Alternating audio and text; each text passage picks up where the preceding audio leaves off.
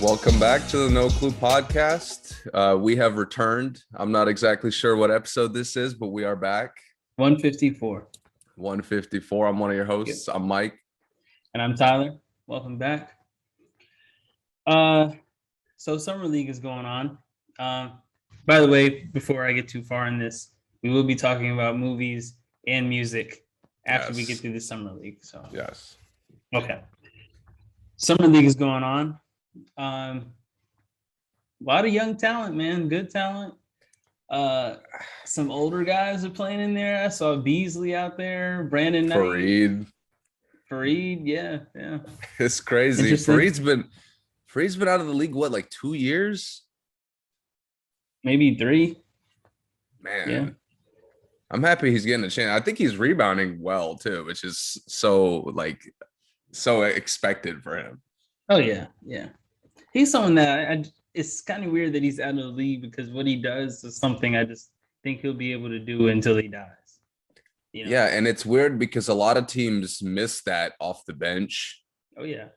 So it's strange. You see it in the playoffs a lot too, like how teams that don't rebound well get killed by size. Yeah. But okay. Who do you want to start with, man? Somebody from the top 5 picks. We got to start there. Oh, well, you want to start with who you think is playing the best? Before I get to that real quick, I don't know if I've ever seen a summer league where everybody in the top 5 is playing well. This might be the first summer league I've ever seen that. Yeah, it's rare. Yeah. Like the fact that they're all healthy enough to play and are all playing well. I don't know if I've ever seen that. Might be everyone in the top 7 right now, actually. Yeah. Yeah, because I mean, the guys 6 and 7, they look good too. Yeah, for sure. But I think who's playing the best? I don't know. It's such a simple question, yet it's tough to kind of really lock in because all of them are playing so well. But I think the most noticeable one for me was Suggs. Okay. Yeah. I think Suggs, I didn't think he would. It's just Villanova produces like straight winners. Yeah. No, but he's from Gonzaga. Gonzaga, sorry. Yeah. But yeah. It's crazy that a guy who looked like a winner his entire time playing there. Yeah. And he's coming in and I didn't think he'd look this NBA ready. No, me either. I thought he would have the hardest time adjusting out of the top picks. I know, man. He's so fast, yet he's always under control. Yeah. He's all over the floor. He's setting guys up. He's hustling everywhere. Yeah. And you know what the worst part about it is? He's playing so well. And it's showing like the issues we had with Orlando. Yeah. And it's so demoralizing because he's playing so well. And on the flip side, Cole Anthony's playing like absolute garbage. Yeah. And I can tell you now, I never want to see them in a backcourt together. Yeah, it's not good. It doesn't look good. It doesn't help anything. Yeah. And again, he's coming in to a team that has like what he does. Right. But yet he's still an upgrade at the position. Yep. So it's just a credit to how good he is, really. Yeah. I was also surprised at his playmaking because like I figured he'd be able to come and kind of score the same way he does. He's really athletic, really good size. But I didn't think he'd be able to like set guys up and see open guys as well as he does. Yeah, I thought that was just a college thing. And he really didn't do it that great in college. But he's doing it at an NBA level better than I pictured, definitely. Yeah. Again, like those first couple summer games, I always expect guys to be a little too excited. Yeah. And he looks completely composed. He looks more composed. The reason I picked him as my favorite is because he looks slightly more composed than any of the other guys to me. Yeah, he doesn't look like this is his first summer league. Yeah. For sure. But I had to say, man, Jalen Green is ready. Like he's there, NBA. His Like, shooting is top tier. and he's scoring on he's scoring on guys. Like it's different when you're shooting well, you're hitting open threes, just in the flow of the game. He's like Yeah, ISOing guys already. Even guys who have been in the league for a while, he's ISOing them and getting tough buckets. It doesn't matter. yeah. And his shot looks great. His shot creating looks great. Step backs, turnarounds. He got a little like a head fake hesitation he uses, and he gets right to the basket. Yeah. Great length. He looks thinner now because he's with all other NBA guys. But For man, he better looks and worse, impressive. kind of. Yeah. Like Yep. like I feel like he might have a tough time guarding some of the thicker league guards. Mm-hmm. But at the same time, like it clearly helps him get shots off against a lot of guys. Yep. Yep. Because he's And long.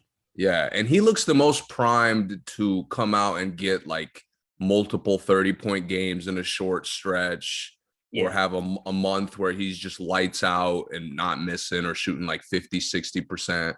Yeah. He looks the most franchise player ready. Like I could see, like, all right, we got him. This is our team now. I'm saying that because he's on Houston. I'm not saying like if he was on any team he would do that, but on See, Houston, I right gotta now, the Houston part I agree with. yeah, And this is more of a knock on Detroit than anything. exactly. But I think Cunningham has showed me a little bit more versatility with his game. Mm-hmm. Again, Green looks scoring average. I doubt anybody will top him, Right. especially because in Houston he's going to get a lot of shots, a lot of opportunities. Mm-hmm. Mm-hmm. I'm looking at Detroit, and Cunningham clearly can be like an all-around guy for them. Yeah, he could. He could. And But already it's irritating that they're forcing Killian Hayes to be the primary playmaker.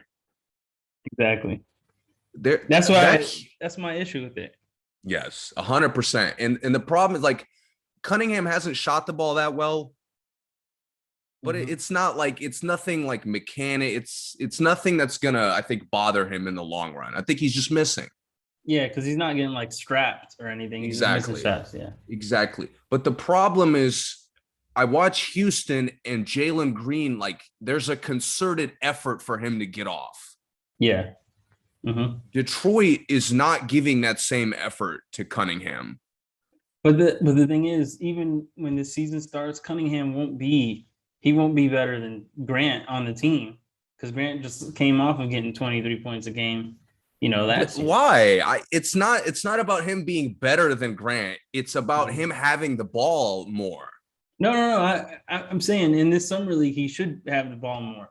But I'm saying when Detroit is looking at making him a franchise player, it's going to be tough because the transition for him to be that would have to be like maybe a year or two at least before they say, okay, well, you're our guy. Which is I don't know. I don't think so. You think they'll trust him that early? I think Grant could easily take a step back. Yeah, I think so too. I think anybody in Detroit could easily take a step back. I think the other second year player, Sadiq Bey, he looks great. Yeah, and he's a really good. He plays like a role player. He plays like Grant, really.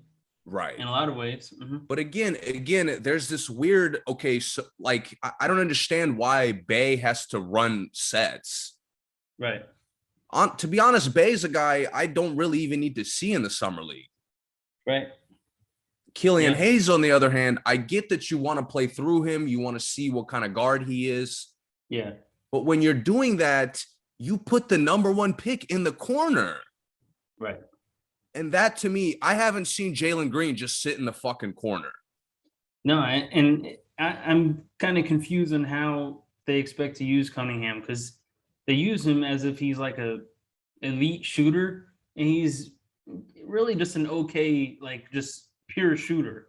So it's like he comes off those pin downs out of the corner, kind of out of the short corner, but it's like for him to come up for a shot, it's not really his game. Exactly. And my thing is like the reason he's a number one pick is because he was the most NBA ready creator. Mm-hmm. I think. I think all In around, college, yeah. right. I think all around when he had the ball, the offense could work with him creating everything. Mm-hmm. But again, Detroit is like limiting that while Right. forcing him to take bad ISOs and Mm-hmm. sometimes just hiding him like a spot up threat. They're pulling Paul George on him. Yeah, to be honest, yeah. Now Yeah. that you say that's a good comparison. And Yeah. again, I don't want him to do that. I in college, I saw that he was the most, mm, I guess, most advanced scorer, but I'm not sure if he's the most NBA ready scorer in the draft. But I understand that. I mean, I get why people say that, but I'm not sure. I would have to see it. Obviously, the summer league's not showing it, but Right. I'd have to see it for a while before I was ready to say, yeah, I think Detroit can really To me, put the to ball me, in I his think hands. to me, I think it's a little bit more of a toss-up than it's looked so far between him and Green. Yeah. Mm-hmm. Again, I don't disagree that Green is a way more elite just shooter. Mm-hmm. But again, I still like some of the things that Cunningham is doing. It's just a lot more limited, Right. Yeah, which it makes is. no sense to me considering Houston has more threats, more guys who could get the ball. While Mm-hmm. Detroit, to me, I like Killian Hayes has showed me a little bit of good things, but not Mm-hmm. enough to where I'm like, yo, yeah, take the ball out of Cunningham's hands all the time, Right. put it Right. in Killian Hayes' hands. Like that's not, I don't see that. Right. So between those two, who do you think affects their team's wins the most? We agree those are the two best prospects right now, right? Yeah. Yeah. So who do you think Yeah. I think affects their their team's? ceiling is higher than everybody else. Yeah. It's tough with Houston because like they were so much better than their record last year. Yeah. So I still think Cunningham should impact winning a little bit more Okay. because Detroit grew as a team as the season progressed. Yeah, because they at the end of the season they were putting some strings together. Right. Yeah. Houston kind of went. Houston had an awful midseason stretch, and other than Kevin Porter Jr., there really wasn't anything positive. Right. And then Wall was done for the season, Right. basically shut down for Right. the season. Yeah. Wood was out for the season. Everyone went down for them too, Yeah. which sucked. Again, their season was such a disaster. But again, Detroit showed improvements regardless of who was out there. Mm-hmm. Yeah. I didn't see that in Houston. And I think, again, Cunningham is more of an all around guy Yeah. that he, again, like Detroit could score without him and he could step into that. If Green is not scoring, to be honest, he's looked kind of mediocre as a playmaker. Yeah. It's definitely not his game. Yeah. Other than No, it's not. scoring, I haven't really been like too impressed with the other stuff he's done. Mm-hmm. While Cunningham at times has shown me the same stuff I saw in college. Right. I think the only difference is, and this is, I bring this up pretty much every year, but when you go from being the man in college, how do you transition to not being the man in the NBA? I think Green would be better off the ball than Cunningham. Not For not sure. that not that I mean that might not matter, right? Obviously, because Cunningham might be on the ball all the time. But when you have Wall and Porter, I think Green can be a streaking guy. He can be a run to the corner and get that open shot kind of guy. Yeah. So I think he And probably will and fit into any situation better. and it's funny looking at it now, I'm kind of happy they went where they went Yeah. because I think Green is a much better fit in Houston and Hmm. Cunningham is a much better fit in Detroit. Yeah. I mean, that might be why. I don't know how Detroit was looking at it, but that might be why they went for him. They might have Yeah, said, I "Well, could I could see that. Yeah. Green just wouldn't work for us." Because seeing Green even in the G League, I mean, it was obvious that he was A elite. bucket. a Yeah. bucket. I think everyone knew he could perform immediately in the NBA. But, Yeah, I can't wait. Him and Porter Jr., I cannot wait to see that. I know it's going to be fun. And then I would just like to see him, Porter Jr., and Wall just on a 3-on-2 break. Oh, I mean, I just want to see what happens. oh my God. And then you throw in Christian Wood to that. Whew, Yeah. Trailer, him as a man. trailer. I mean, they got a squad. They got a decent, at least starting five with Tice. But again, The I five. credit to Detroit because all other than Killian Hayes, every other first and second year player has impressed me. Yep. Garza already looks like a top tier backup big. Yep. It's kind of shocking that he fell to like 42nd or whatever he fell to. I know, National Player of the Year runner up, right? I mean, right behind Cunningham. And I get that he wasn't a top 10 pick or even top 15 because he's not that mobile. He should have been first round. But yeah, he's a late any team that's missing a bigs, and I don't know off the top of my head the 20 to 30 teams who were missing bigs. You know, the Spurs are missing a big. Unreal. Yeah, he would have fit right into the Spurs. Exactly. Again, his mobility is he's clearly a hard worker, so that's gonna get better. Yeah. But he's got the skill set. He's got touch around the basket, mid range. He looks good taking jumpers. He's a high IQ player, which from a big man standpoint, the NBA lacks. He might be the highest IQ player on San Antonio if they got like exactly any position. That's such a no-brainer to me. I don't know how you don't look at him and get him. The fact that Detroit got to have the number one pick and sneak away with a guy like that is such a good draft, to be honest. They probably got 3 out of the top 10 players in college basketball last year to me. So yeah, they look good. I mean, I think they made really good decisions.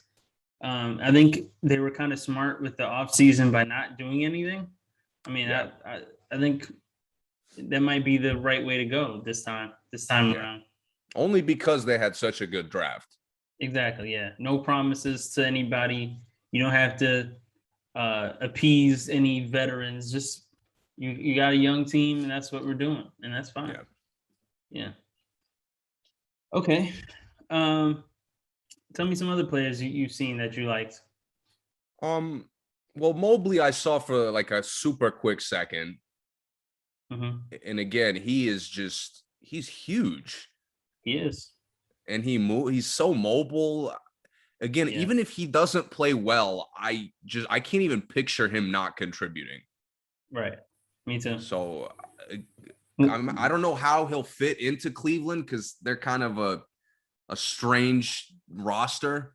Yeah, and they got Rubio for some reason, which I don't know. I didn't even know that. That's bizarre. They traded Taurean Prince for Rubio, yeah. Wow, that's a bizarre move, but I mean, I kind of see bringing in a veteran point guard to guide along some of the younger players. Yeah, and plus Rubio. I'm not saying that it's going to result in winning, but I could see like young players thrive off of Rubio's passing. Yeah, they do. So Rubio's still one of the best passers to ever play the game. Yeah. But another top 10 guy that neither of us really were confident in is Kuminga for the Warriors. Yeah, he looks good. He's a beast. He's big. Yeah. And again, he moves. And this is kind of I hope he doesn't fall into this trap because again, he's kind of shown some of the same issues that Wiseman had. The Warriors don't really need you to come in and show everything in your bag. Right. That's why I think Wiseman struggled early on. Was he's coming in, he's trying to hit jumpers. Bagley's still struggling. Marvin Bagley's still struggling with this to this day. Yeah. Like you're coming into a solid team. Right. Just come in and work. And Kuminga, so far, he's looked at his best when he's just been flying up and down, getting on the boards, crashing, just taking advantage of his size. Yeah. Which, again, I didn't think would be so dominant, but it's looked like it. Yeah, he's a man-child, too. I mean, like you said, he's big, he's strong, and he runs the floor really well. Yeah, he's like you said, they just need him to be a role player. That's all. That's all they need. Exactly. They That's don't what need I this. hope they don't make the same mistake that they did with Wiseman, because it's almost like they wanted Wiseman to like be the second or third option. Yeah, no. Like you can't expect that first year. Yeah, well, I do think they wanted him to try to get as much off, like try to get everything clicking because they knew that he wasn't going to be the third option, and like maybe they just Yeah, didn't know how to use him I see because what they you know mean. when Yeah, Clay comes back, it's you know he that's has to be gonna somewhere on the court. again. I hold Clay in one of the highest role player regards possible.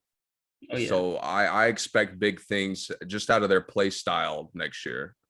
yeah, yeah. Both the Warriors picks look really, really, really good. We did forget the OKC guy, the Australian guy, got hurt Yeah, yeah, that's right. like Giddy. first minute. So Yeah, yeah.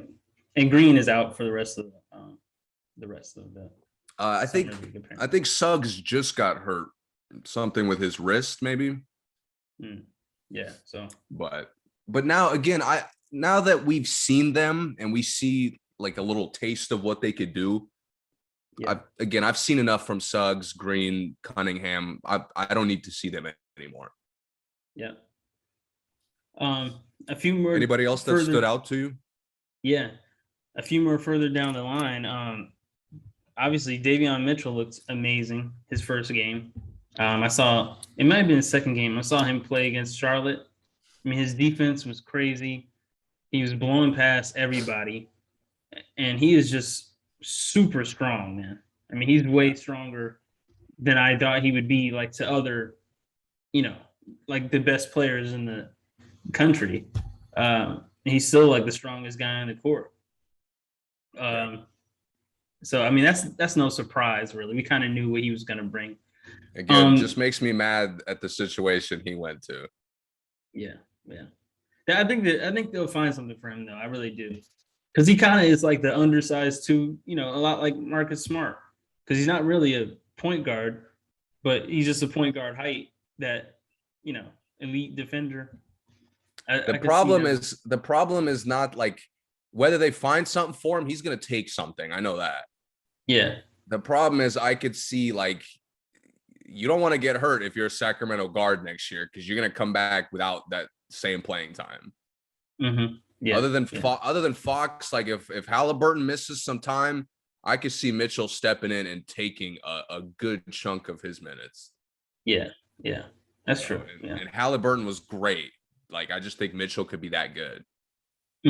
I got you. My last one is Chris Duarte, man. I mean, he blew my mind. I mean, he looks great. I mean, he's long, he's quick, he's versatile, he's a great passer already. He's finding guys left and right. His assist numbers look great. He gets to the basket with ease. He hits big shots. And he went 13th to the Pacers. I didn't know anything about him really, but Me neither.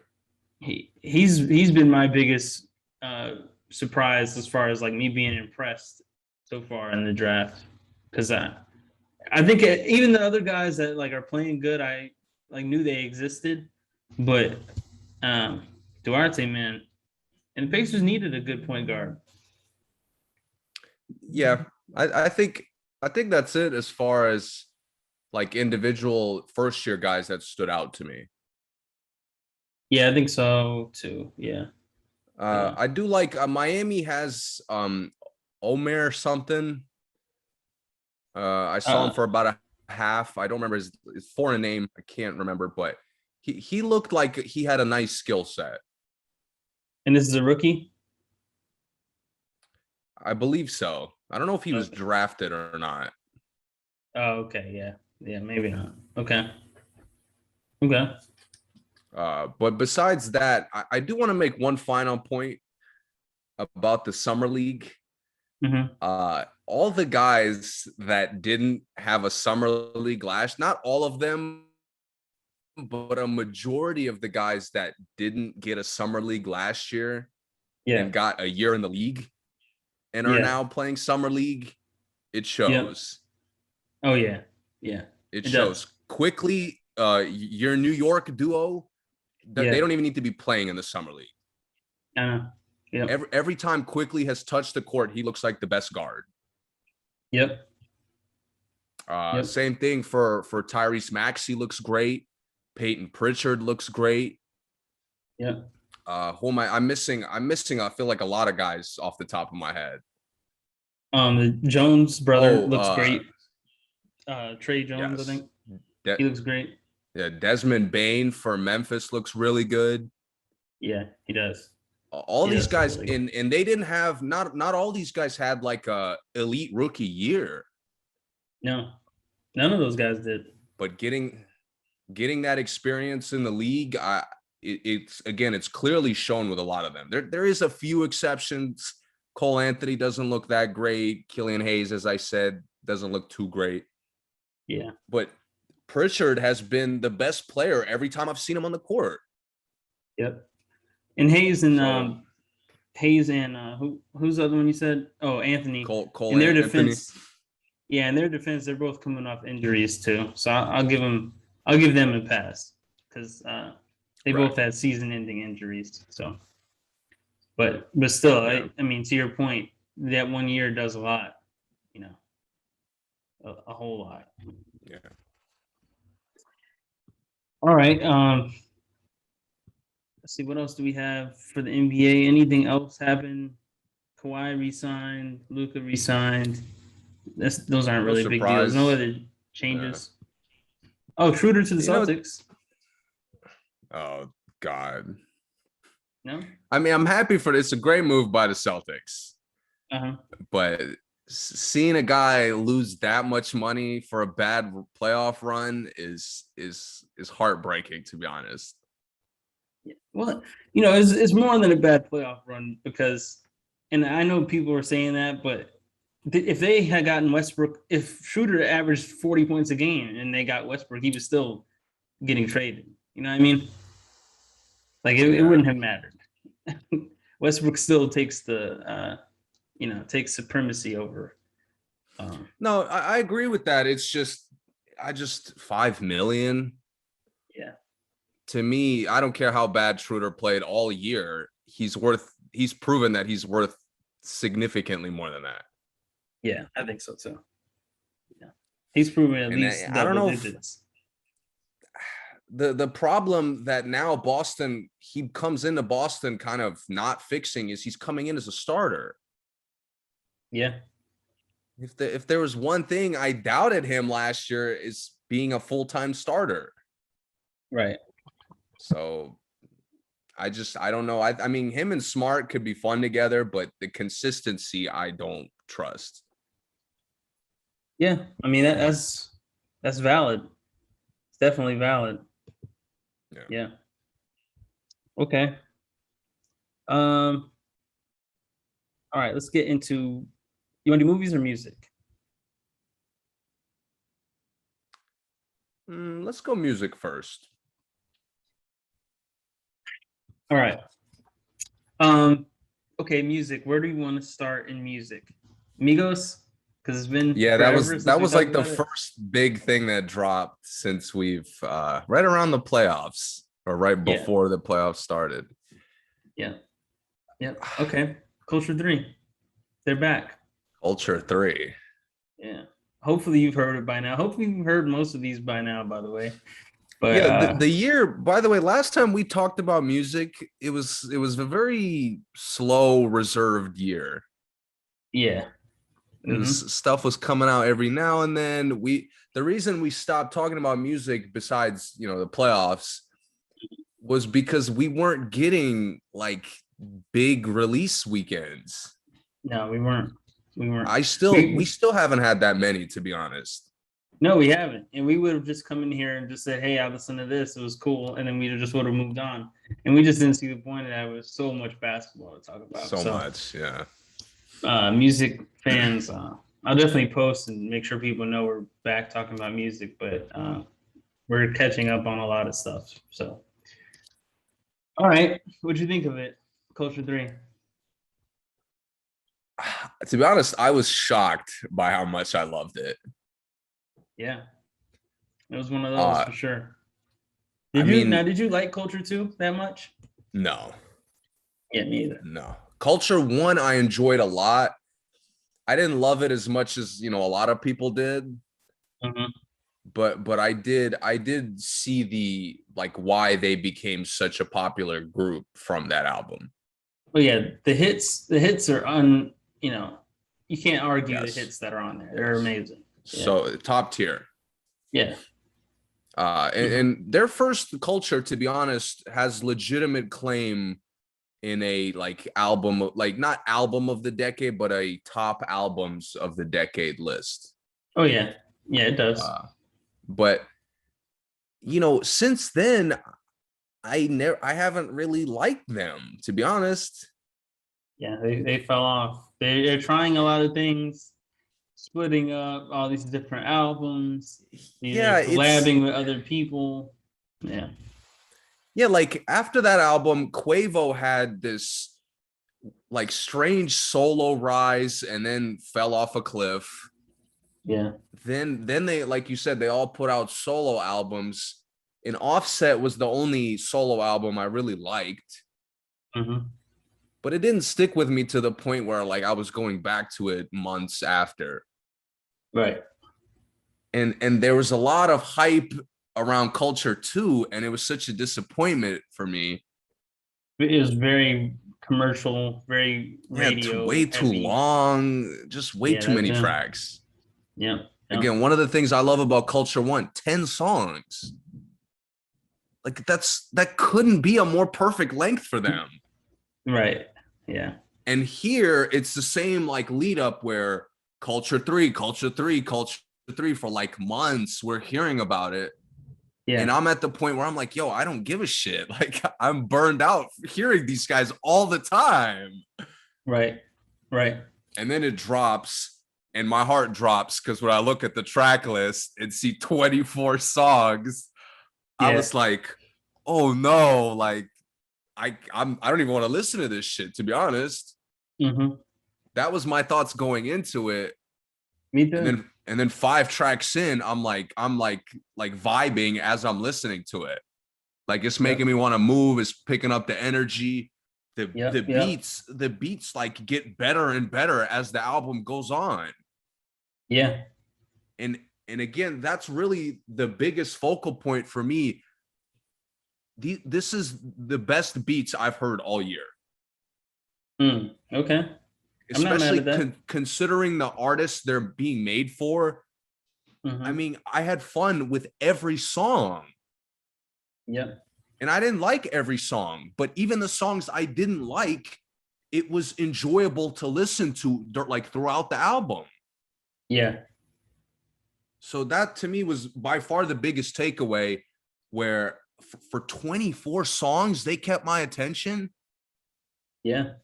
I mean, I honestly I look at them differently now. Like to me, they have disproven a lot of the issues I thought I had with them. Yeah.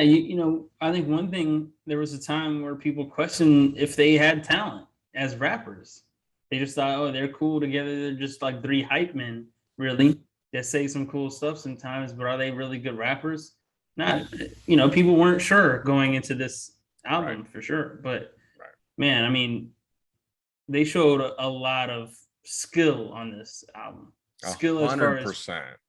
production, as far as song making, rapping. Just this was just one. This seemed like they really took their time for this album. Like they were really Yes. trying to show it all on this album, and they did. They showed everything. And Yeah. this showed kind of such a positive impact that artists could have coming out of that quarantine. Hmm. And we saw it last year with how many good albums were coming out all the time because artists were locking in and putting in work. Yeah. This is exactly what I heard on this album. Yep. Yep. Their I their agree. cohesiveness was elite every song. Yeah. Every feature fit in great with them. And not too many features, which was nice. Yeah, again, and there was a couple tracks that had a little bit of that repetitive sound I don't like from them. Yeah. But again, the beats were so great. Their rapping, their verses were great in all those tracks. They were. It was really just a couple hooks that I didn't like. Again, they kept I couldn't imagine they would keep my attention for 24 songs straight. Yeah. It's really shocked me, man. I was blown away. At the time it came out, again, the playoffs were just starting. I couldn't get enough of this album. Yep. It was one of those for sure. Do you have a favorite couple tracks? I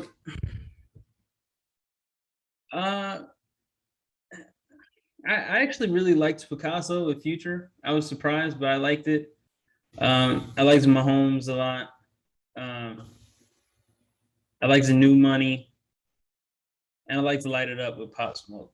And you know, I've listened to this album a lot, so these have changed a lot because some of these I actually didn't like at first.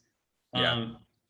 But and obviously, I mean, having our way, you know, you have to like that at some point in your evolution of listening to the album. But 100%.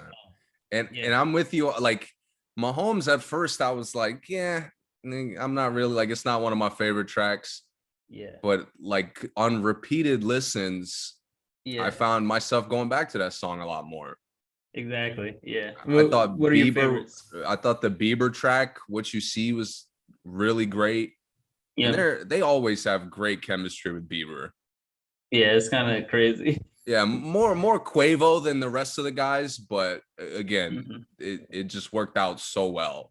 I thought, and I think I told you when the album came out, Malibu was just a nonstop replay for me. It was for me too. With Polo especially G, when it came out. Polo G being a perfect feature. Yeah. The Cardi B track honestly was a little short. I wish that track was a little bit longer. That was probably my favorite when it first came out. Yeah. First listen, I think I love Type Shit the most. Yeah. Yeah. Okay. Shout out to Migos. Are we going like in order of like I'm trying to keep it. I think Lloyd Banks actually came out before them. Okay, well, we can hit that real quick. Yeah. I mean, I don't know. I have a soft spot for Lloyd Banks. You know, I think you know this. I used to listen to him a lot. Yeah. I was a huge fan of his in high school. And when I was in high school, when I was going into high school, he was kind of like, he was putting out elite albums. He was, yeah. Again, his fan base was always kind of small, but a lot of my friends listened to him, liked him a lot, especially coming from being 50 Cent fans. Yeah. G-Unit. Yeah. Right. And to see him, when I saw him drop an album, I didn't even see it. My friend texted me like, dude, Lloyd Banks dropped an album. My first instinct was, of course, you're trolling. Like, there's no way. Then I go look it up. Yeah. Of course, it's real. He drops an album. Course of the Inevitable. Of course, I have to listen to it. I haven't listened to him in like 5 years. And I loved it. I mean, it was exactly what I remember hearing him like. Yeah. Again, it for me, it brought me back to the same nostalgia I had with listening to him. He was always a really underrated rapper. The song making here is the drawback, I think. Okay. Because I listened to this album twice and I haven't touched it since. Oh, that's always been a weakness of his.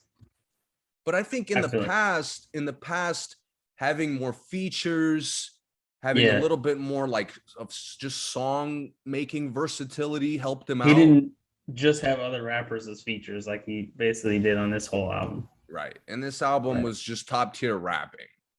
Yeah. So again, my first listen, I loved it. But like there wasn't an individual song that stuck out to me. And as far as replay value goes, there's not much to be had here. Right. Gotcha. But I'm happy he's making music, man. Yeah, me too. Yeah. I mean, people were even joking about him, being washed or being done. He's so underrated. It's been like 11 years since his last album. Yeah, That's at crazy. least a decade. So wild. Yeah. No, You have to like have a good album after that. I don't follow him on social media, but like no heads up that this was coming out, as far as I could tell. Yeah, me either.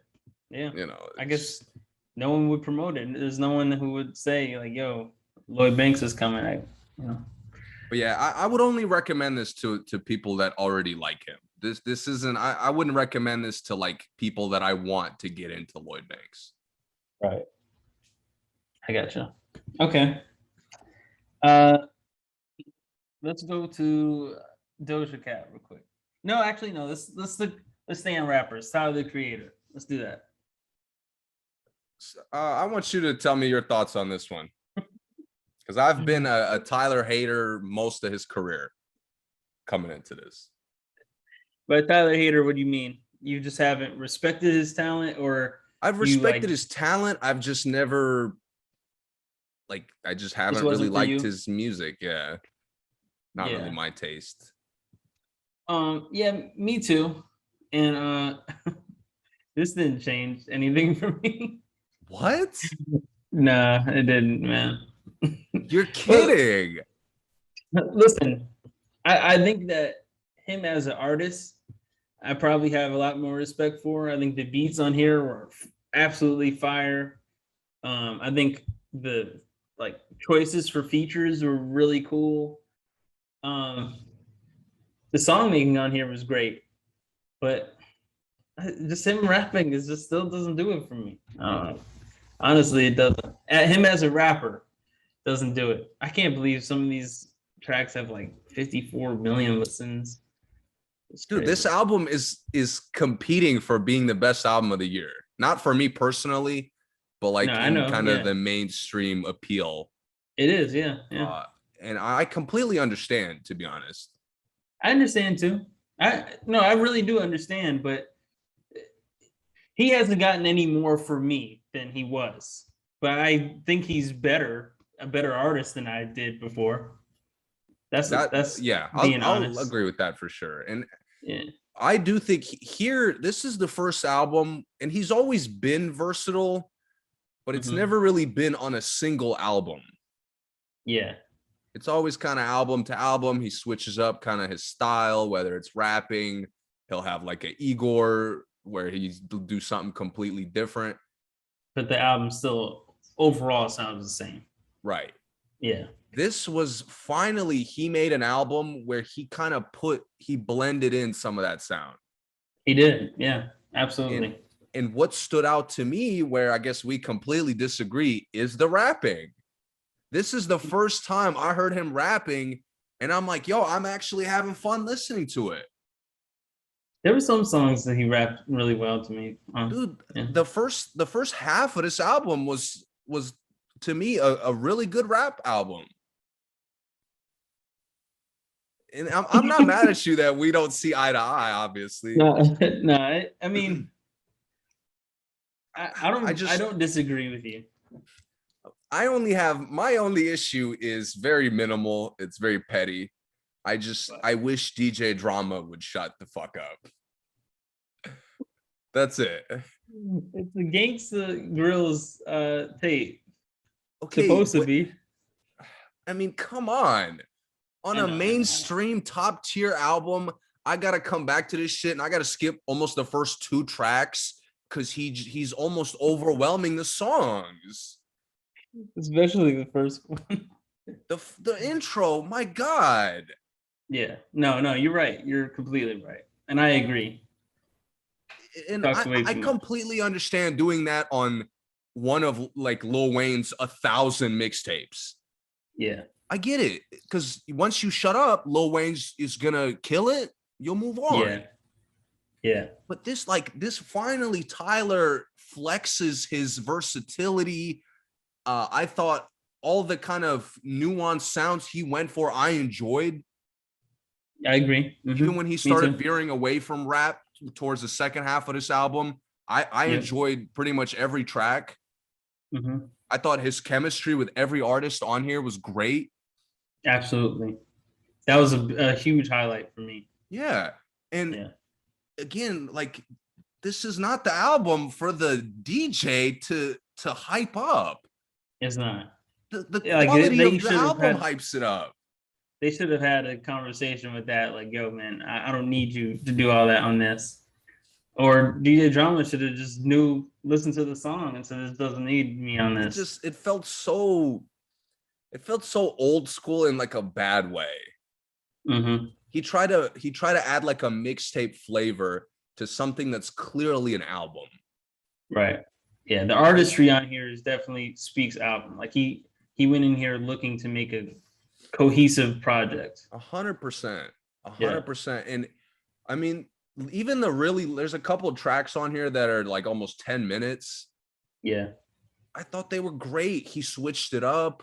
Again, the hmm features having Brent Fires on here, I was like, yes, this Yeah. is who I want to hear with Tyler, especially when he's gonna steer a little bit clear from rap.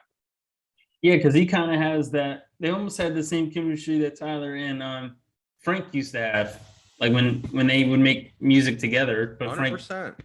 obviously doesn't answer his phone. But Brent is a great replacement for like I'm thinking in my mind that would have been Frank 8 years ago, and Brent is a perfect replacement. I just thought Perfect. again the versatility. I always knew he had it. It just never shined in a single project like it did here. Yeah, I agree. I agree And with that for sure. I mean the Young Boy and Ty Dolla Sign, great choice. Yeah, Obviously a Lil Wayne feature, great choice. I like yeah, 42 Doug. I've only yeah, liked 42 Doug on like one other song before. yeah. And that beat was definitely for 42 Doug. Easy, 100%. And easily. again, the production, that's another thing that made me mad is DJ Drama's performance was also really good. Like the beats were great. Yeah, they I were just they were don't need to amazing. hear you. hmm If you have a catchphrase, if you want to pull the DJ Khaled catchphrase, go for it. But it's You the don't need talking, to. right? Yes, you don't need to Yeah. hype up an album I could clearly tell is great.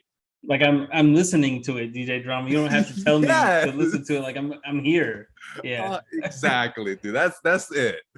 Yeah. Yeah. That's I it. got But you. besides that, again, I didn't love it as like for an album of the year. hmm But considering how much I didn't like Tyler and how much I really didn't like his last several albums, I had a lot of hmm fun listening to this. This is definitely the best album I've ever heard him make by a long 100%. shot. For me, Yeah. it's not even close. I guess um, for me, he was so low to me that the fact that this is even stomachable is such a high step for him in my taste, just in And my taste. he did have a, what was it, Flower Boy, that had good tracks, Yeah, it had a couple good songs. Yeah, but the whole project I didn't care for. same. And this Yeah, was like he took some of the like almost all the best aspects of Flower Boy and added to it and like played with the sound more in every way and for the better, I thought. yeah, I think so too. Yeah, yeah, great project. Yeah, man. And this is the album people should be like hyping him up, not Igor. And they're really not as much as I thought they would. I mean, they're hyping the album up, but they're not hyping him up like Yeah, I like thought they would. Igor, Right? Igor, everybody was hyping him up, how great he is. And with this, it's just the album. Like, no, this is what showed me that Tyler can be great. Yeah, Igor really that didn't do it for me either. Really, I So mean, I didn't hear it. I didn't hear what people heard on Igor. This, I heard it. mhm. Okay. Let's get to let's go Pop Smoke. Oh, you want to go Rest in Fade? peace, Pop Smoke. Huh? Stick with the rap first. Yeah, yeah. All right. Uh, so Pop Smoke second posthumous album had a lot of a lot of controversy from people close to him saying they put a bunch of random people on these songs to sell it and not really people he would work with. Which I mean, I get it. I get it. I get that, but they don't know that. You know, maybe by the time he got to this big, maybe he would be working with these people. He wouldn't work with these people because he wouldn't be able to contact these people. Like when he first dropped his first album, Chris Brown wasn't answering the phone for him. You know what I mean? Or Yeah. Dua Lipa. But to be fair, you know, if I'm an elite artist, if I hear Meet the Woo 2, I'm answering the phone after that. Yeah. Yeah. So he was on his way to this, where I think I agree with you. Yeah. He was on, I think he was on his way to being that, but you know, they can't say before he got there, like, oh yeah, he would never do that. So anyway, I do agree that it's like, it doesn't, from the other albums I've heard from him, yeah, this didn't feel like a Pop Smoke album. Right. I agree with that. Yeah. But besides that, I had fun listening to it. I did too, man. It gave me gave me a similar feeling I've had from his other stuff. And the thing is, even the ones that you could tell were very impersonal, I would say, like you could tell he didn't make these records with these people in mind or with these people in the studio. They found a way to still make it really cool. You know what I mean? Yeah. Like obviously the Dua Lipa one is the one that gets targeted more, but like when she said the you can't say pop without smoke part, like that part that was hard, like compared to the rest of it. I was like, all right, like, she's about to do her part, like she's really gonna take it over. But then she brought it back to it really being about Pop Smoke. You know what I'm saying? Yeah. But man, I mean, I had the same fun I've had listening to him any other time. He was great. His potential to be a top tier artist, like this is another album that just shows that, to be honest. Yeah, man. He was just like really cool of a rapper. Like, you know, he says cool stuff. His voice sounds cool. All of that was just a layup, even on this, even with a bunch of just unfinished songs. Yep. And these songs, I think where some of the criticism comes from is these songs felt a little more unfinished than a lot of the Shoot for the Moon tracks. Yeah. And they're just it was missing a few, maybe like 2 to 5 like tracks that felt like Pop Smoke songs. Mm-hmm. Right? Like Gangstas felt like a Pop Smoke song. Yeah, it did. 44 Bulldog was back to back, felt like a Pop Smoke song. Yeah.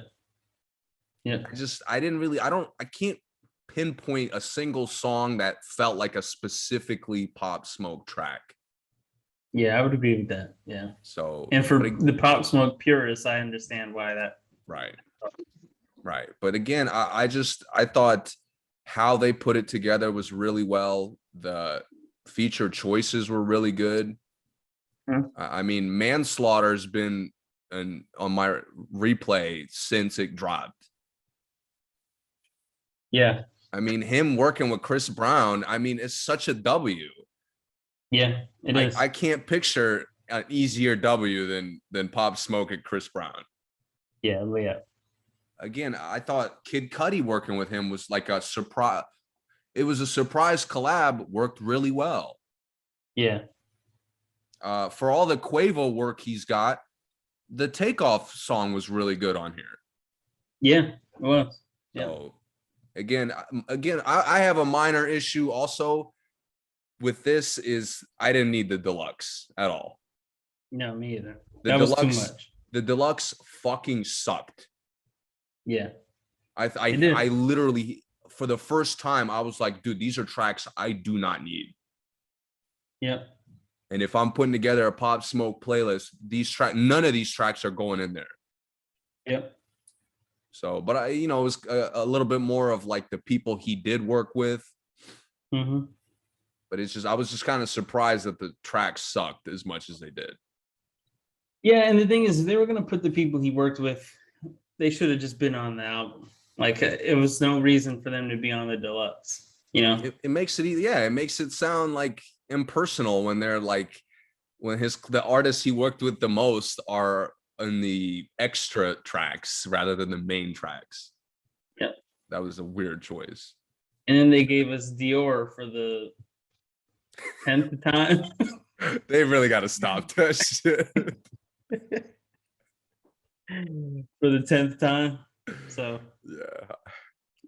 yeah. Well, rest in peace, Pop Smoke, man. Glad to hear his voice again. I hope they don't do. I don't want any more though. Like I'm really good on the posthumous albums from him. I don't know if they have another one in the works, but I don't want it. You know what I haven't heard, and I guess knowing how he was, like you said at the beginning, like he hadn't really gotten to the point where he's working with a ton of artists. Yeah. But in a perfect world, I would have liked to see him pop up as a feature a little bit more. And that's what I would have saved a lot of these songs for. Yeah, like, I think making Manslaughter Rick Ross's track would have made it really good. Mm-hmm. Mm-hmm. Yeah, because I mean, even with the like on the other side, if he was on one of Dua Lipa's biggest records, that's cooler to me than, you know. Yeah. But we'll see what happens. I think they probably do have some. I think Cuddy did have him as a feature on his last album. I think you're right. Somebody definitely did. I was surprised. I feel like it was Kid Cudi. I just can't remember for sure. Yeah, I can't either. All right. Let's see. More rap. Nas? You want to go to Nas? Yeah, man. Tell me about it. What'd you think? Sorry, you picked the worst ones to ask me what I think about. No shot.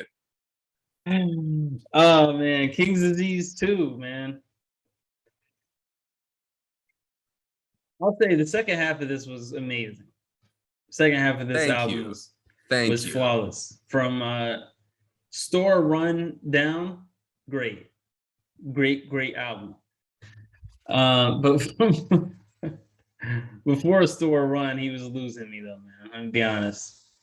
I was like, this sounds like an old dude rapping right now. Like this sounds like it. It sounded like Nas, but it sounded like, all right, Nas. Like this is. I hope this is your last project. Like by Rare. No, I'll say EPMD 2 in the middle of that. You didn't like Death Row East? No, I didn't like Death Row East. Really? No, I didn't like it. All right. It was cool, but it still felt old. It just felt like an old guy, you know? It's like when we watch the Big Three, we know these guys are pros, but they like Katino Mobley still plays great, but he looks like an old dude that is playing good, not like a NBA player. You know what I'm saying? Yeah, I'll give you a comparison for Nas. If you want to compare him to NBA greats, I would compare him to Tim Duncan. Tim Duncan? Explain first.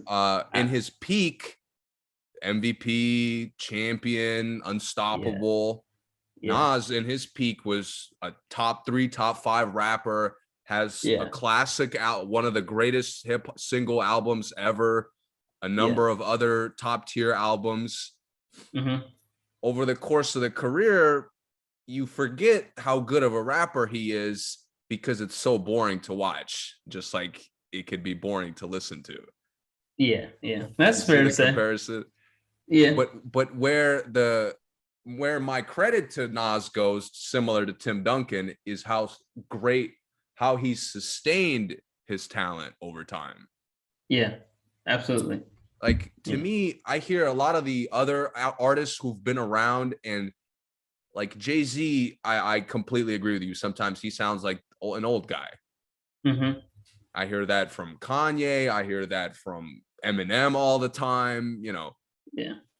with Nas, his rapping, other than Nasir, unfortunately, other Yeah. than Nasir, he's never sounded washed.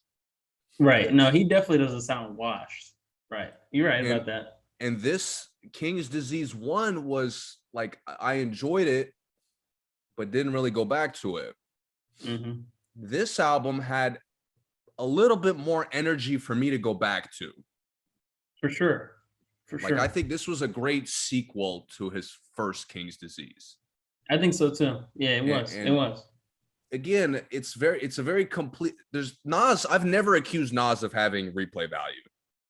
Right. Never. It's he doesn't. Yeah. Right. And that's, again, we know that. Having Mm-hmm. listened to him countless times, I know that. And this is Mm-hmm. another album of him rapping really well, but it doesn't sound old to me. Like, he doesn't sound like an old guy. Oh, okay. I mean, So that's where our slight disagreement with I think I, I is. only feel that way about the first 6 songs. Yeah, I mean, Nothing else on here sounds old to me. I mean, the from Store Run and Down, he sounds like Illmatic Nas, pretty close to me. I mean, he sounds great. yeah. He I sounds think I'm elite. a little bit lower. From Brunch on Sundays to the end was just perfect. It was, yeah. It was. And but again, I I was surprised to hear him sound this good still, after I was too. just like with Tim Duncan. He's 36, 37. He's still giving you the drop step. You can't stop it. The Yeah. jumper is still the flattest in the league. Is going in. Yeah. But you're You know what I still not mean? gonna pull up his highlights. And that's the Right. the replay value part. Again, Yeah. where I liked it is because it has a little bit more replay value than the first one. It does. But at the end of the year, when we're kind of trying to remember stuff we really liked, Yeah. I'm not gonna remember this that well. Right. I gotcha. But Yeah, I agree. I think objectively, this is the second best rap album I heard this year. Okay. First being, of course, Benny and Harry Fraud. You put this over the off season? Yeah. Oh wow. And I dogged the off season. I wouldn't even say that. But okay. I'm not mad at that. Off season, I mean, off season's probably third. But I think this album, right. like, I'll go back to off season more. Right. But I think this album is objectively better as a rap album. Okay. All right. Cool. Who else we have? Oh, Dave East. Dave East. I don't have a lot to say about this. Yeah, I'll give my thoughts first though. Obviously, and I've mentioned, I feel like Dave East, we've covered more Dave East projects on here than any other artist. It's like, I mean, he's had like 5 projects since a good amount, yeah. Yeah, since we've been doing the podcast.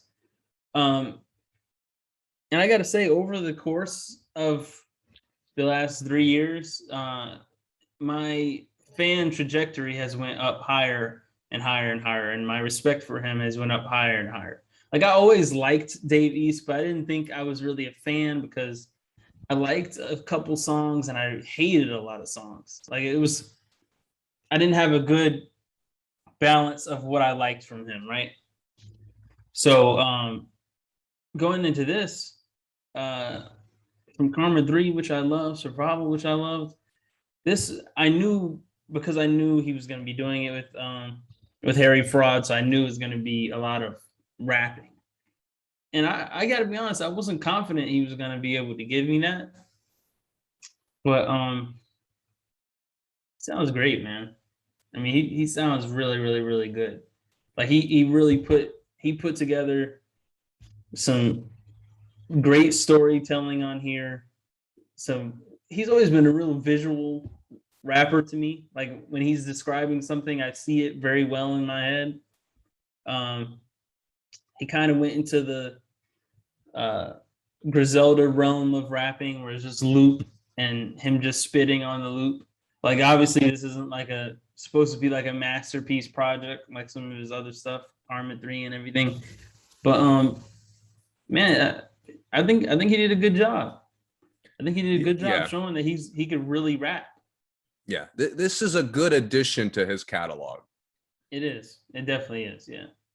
And Harry Fraud, by the way, is really stepping up his game out of nowhere. I agree. And Yeah. Benny being on here at one point, his verse, he says like, Harry's on here, you know my verse is gonna be great. And it was. I don't know what exactly he said, but something along those lines. But Yeah. it's tough. Like again, it's a good addition to his catalog, but like you said, it's not as good as Survival 3, which Survival 3 or Survival and Karma 3 were like 100 and a 95, percent, and this was like a 88 maybe. Yeah.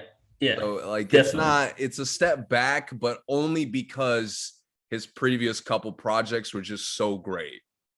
Yeah, and the thing is, this was him having Harry Fraud on every record. This was like definitely this was just a mixtape. project. Yeah, it was a This mixtape. felt It like wasn't a an album. mixtape. Yeah, yeah, and it was like one of those where it's almost like it's kind of like when they started letting like the sinners get in the skills challenge.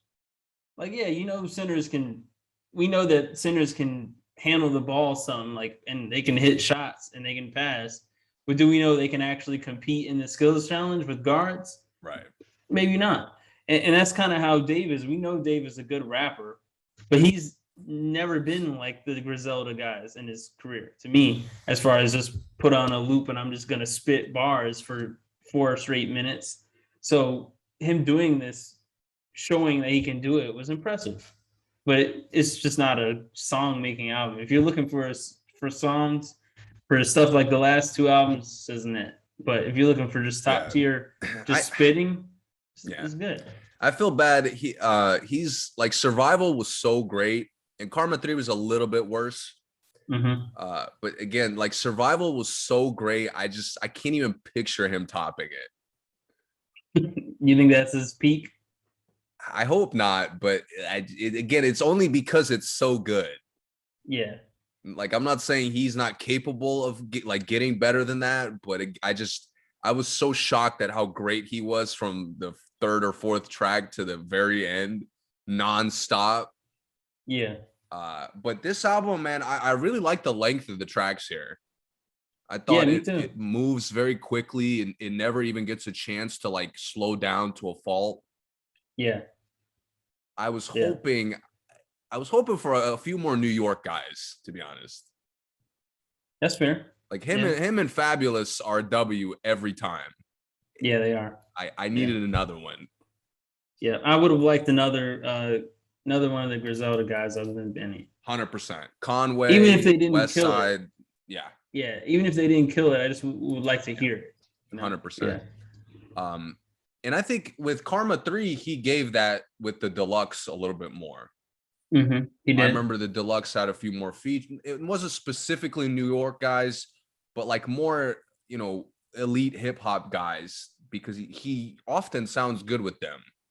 Yeah, he can hang with them. Right. Yeah. Yeah. What I don't need is French fucking Montana. I agree. Yeah.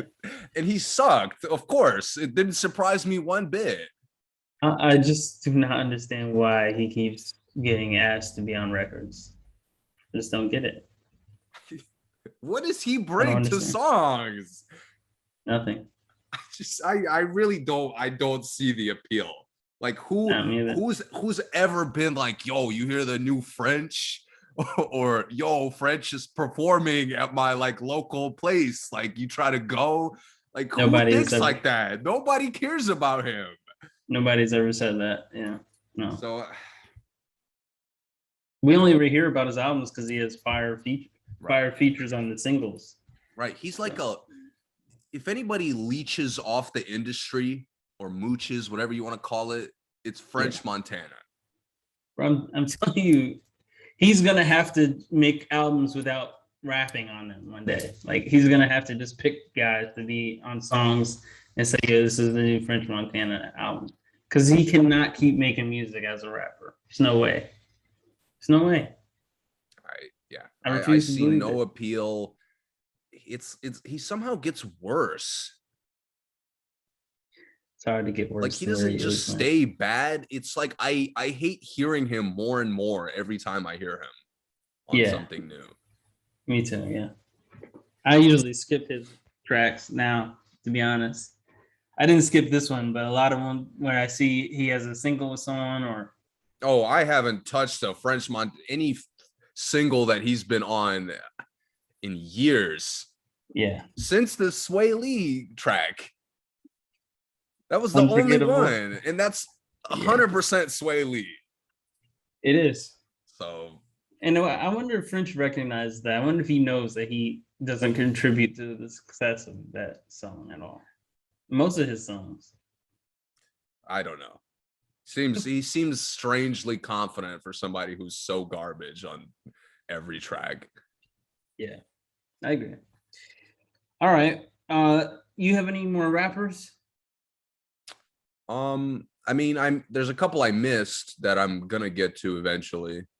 Okay. That being Isaiah Rashad and Vince Staples. Okay. Those are two that Vince Staples was like literally on my laptop. I don't know why I didn't get to it, but some of these, to be honest, some of these I've had like Nas. I had a lot of fun listening to for about a week. I was going back to it a lot. It's a good workout album. It's a good like chill album. Yeah. And I was surprised. Like we said, normally I listen to it once or twice and I'm good, but this one I enjoyed a little bit more. All right, I have one more rapper. We talked about Dave East, so not to get him confused, but Dave, British, UK rapper. I shouldn't say British, but UK rapper. So we talked about Stormzy on here. We talked about Skepta so a little bit. So good. Skepta a little bit here and there. Yeah, Stormzy's album was fantastic. But man, this is the best. This is the best rap album I heard this year. Honestly. Wow. Hold up. What's it called? We're all alone in this together. And Dave is the artist, right? Yeah, just Dave. Yeah. The thing is, obviously the culture is different, right? In the United States, we're both in the United States. The culture is different from here to the UK, so I take that into account when I'm listening to the project. And I mean, man, he had a lot of those tracks that like really like dug into your soul kind of tracks, like very reflective. He showed a lot of versatility. Choice. Yeah, Snow, James Blake. James Blake wrote a couple of these songs. WizKid, obviously, and obviously Stormzy. There's a bunch of guys on In the Fire. He doesn't list them on Spotify, but there's a lot of other rappers on In the Fire. Giggs is on there. I recognize his voice. I don't recognize other voices really, but just man, it's just real hardcore, like from his soul rapping, man. Like I could tell, like he really went into his diary to write these songs.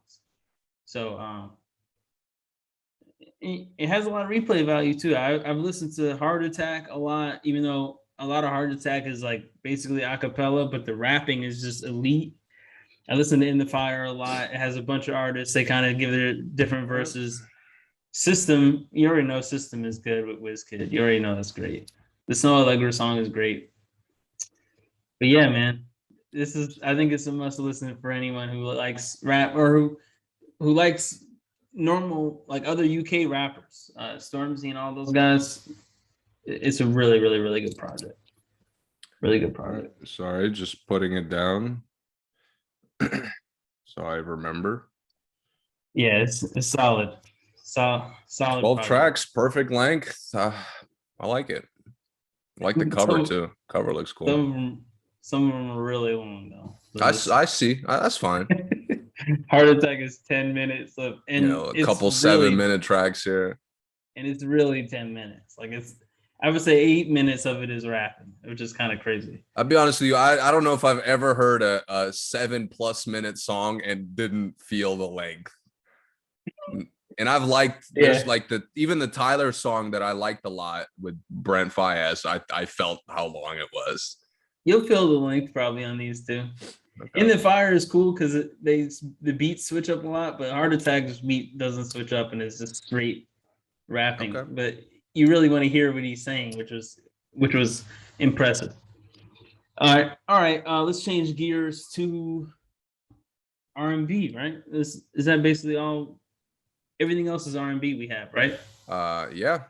Okay. Doja Cat. She probably the biggest release out of the R&B artists. Yeah, man, it's been the only big one that I've listened to be honest. Yeah. Obviously, she caught fire with Hot Pink, which is a really, really, really good project.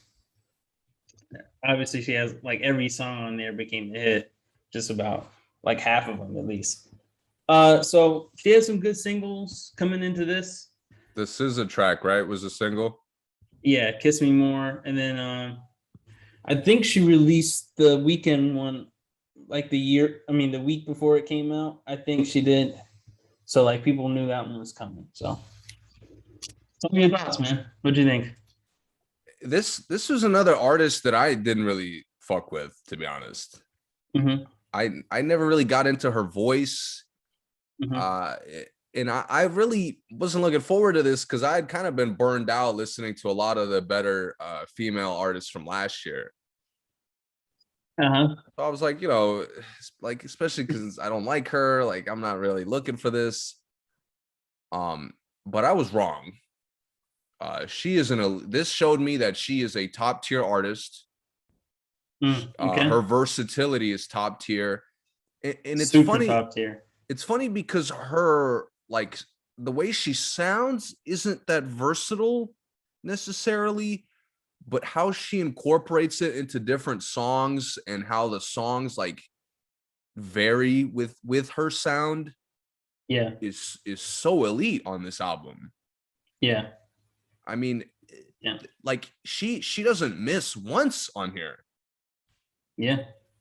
Seriously, I didn't love every track, but her performance on every track was top tier. Yeah.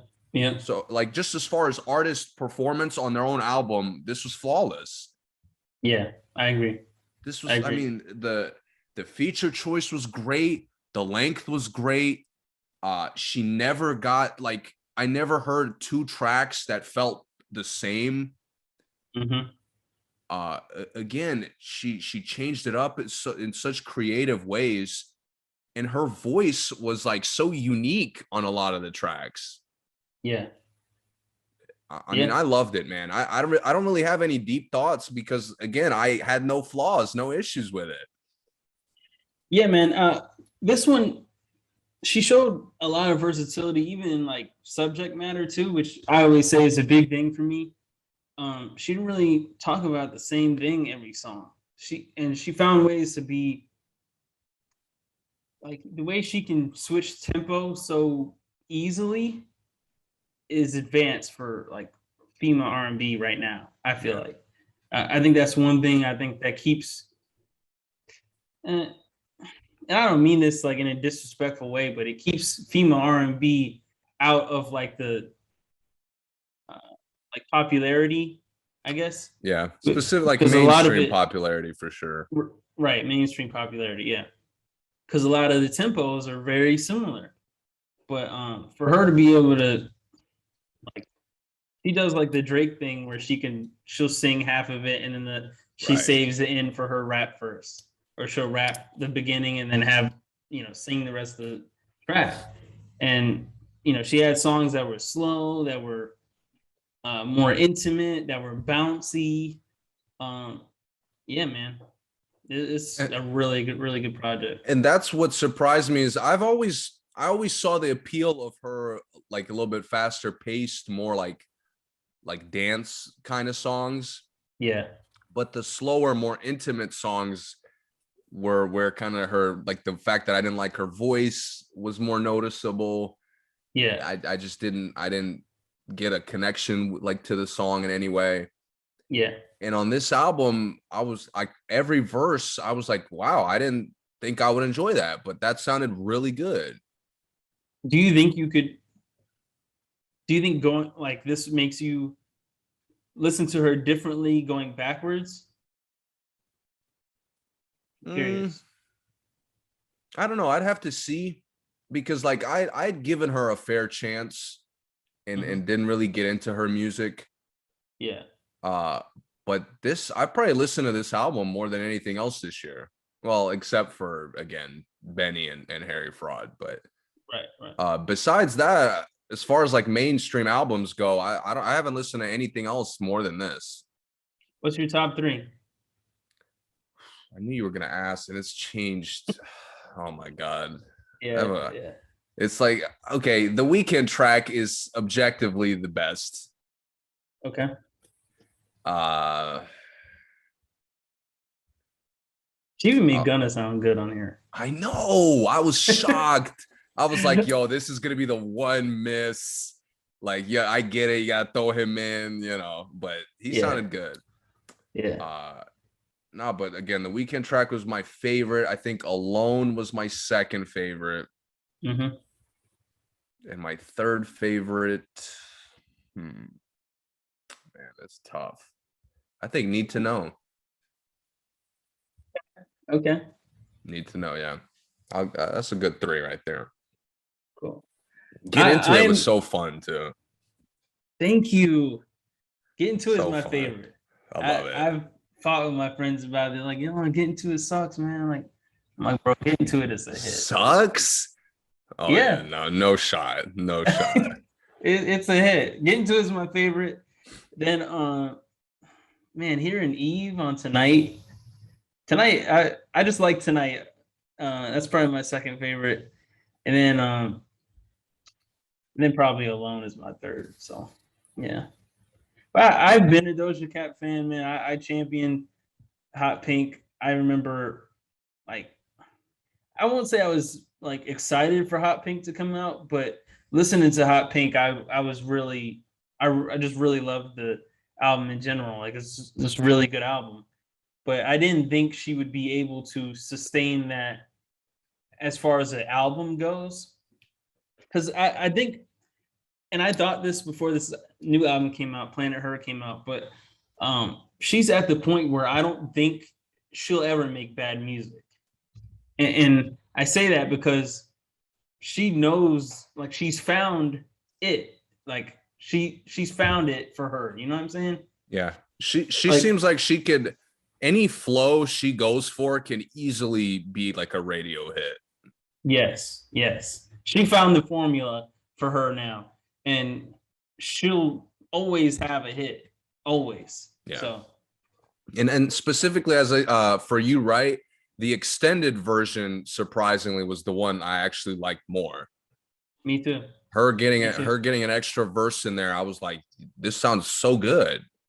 It does, man. It's like a little more rap oriented. Hmm. And again, that was like you got it every now and then on a couple of tracks, but it wasn't too Yeah. much. And Yeah. normally I don't really look out for extended versions of songs. Yeah, me either. But this was a rare moment where it actually made it a better song. Well, I am curious if you did listen to Hot Pink again, what you would think after hearing this. Now that I know that you like her more than you did. I'll get back to it at some point. Yeah. Yeah, I'm curious to see how that goes. Okay, what's next? That's it for me, man. I missed everything else that you got. Um, I'm gonna skip talking Who about was Snow Allegra. who was the one you I can't believe I missed. It was it LMA or no, her. It was Recently? her. Oh, we didn't talk about hers album. That I listened. I missed it. Um, I just remembered it the other day too. I'm so mad. I want to be honest, man, and I don't want to say this, but I had a really hard time even bringing myself to listen to her new album. And I say this because I don't, I don't understand why she keeps only making songs about her heart being broken. I just don't. I don't want to hear that for 21 songs, and then 20 songs, and then hear slide at the end of the album. Like I don't. It's just weird. It's weird that she does that because she plays every instrument known to man. Her voice sounds flawless on every song she makes. I don't know why she doesn't show more versatility in her music. Yeah. This was me going into this album, but I listened to it, man, and I really did enjoy it. I did. I thought it flowed nicely, and it sounded really good. She obviously her voice sounds great, but I enjoyed it, man. I enjoyed it more than I thought I would. I did. I'm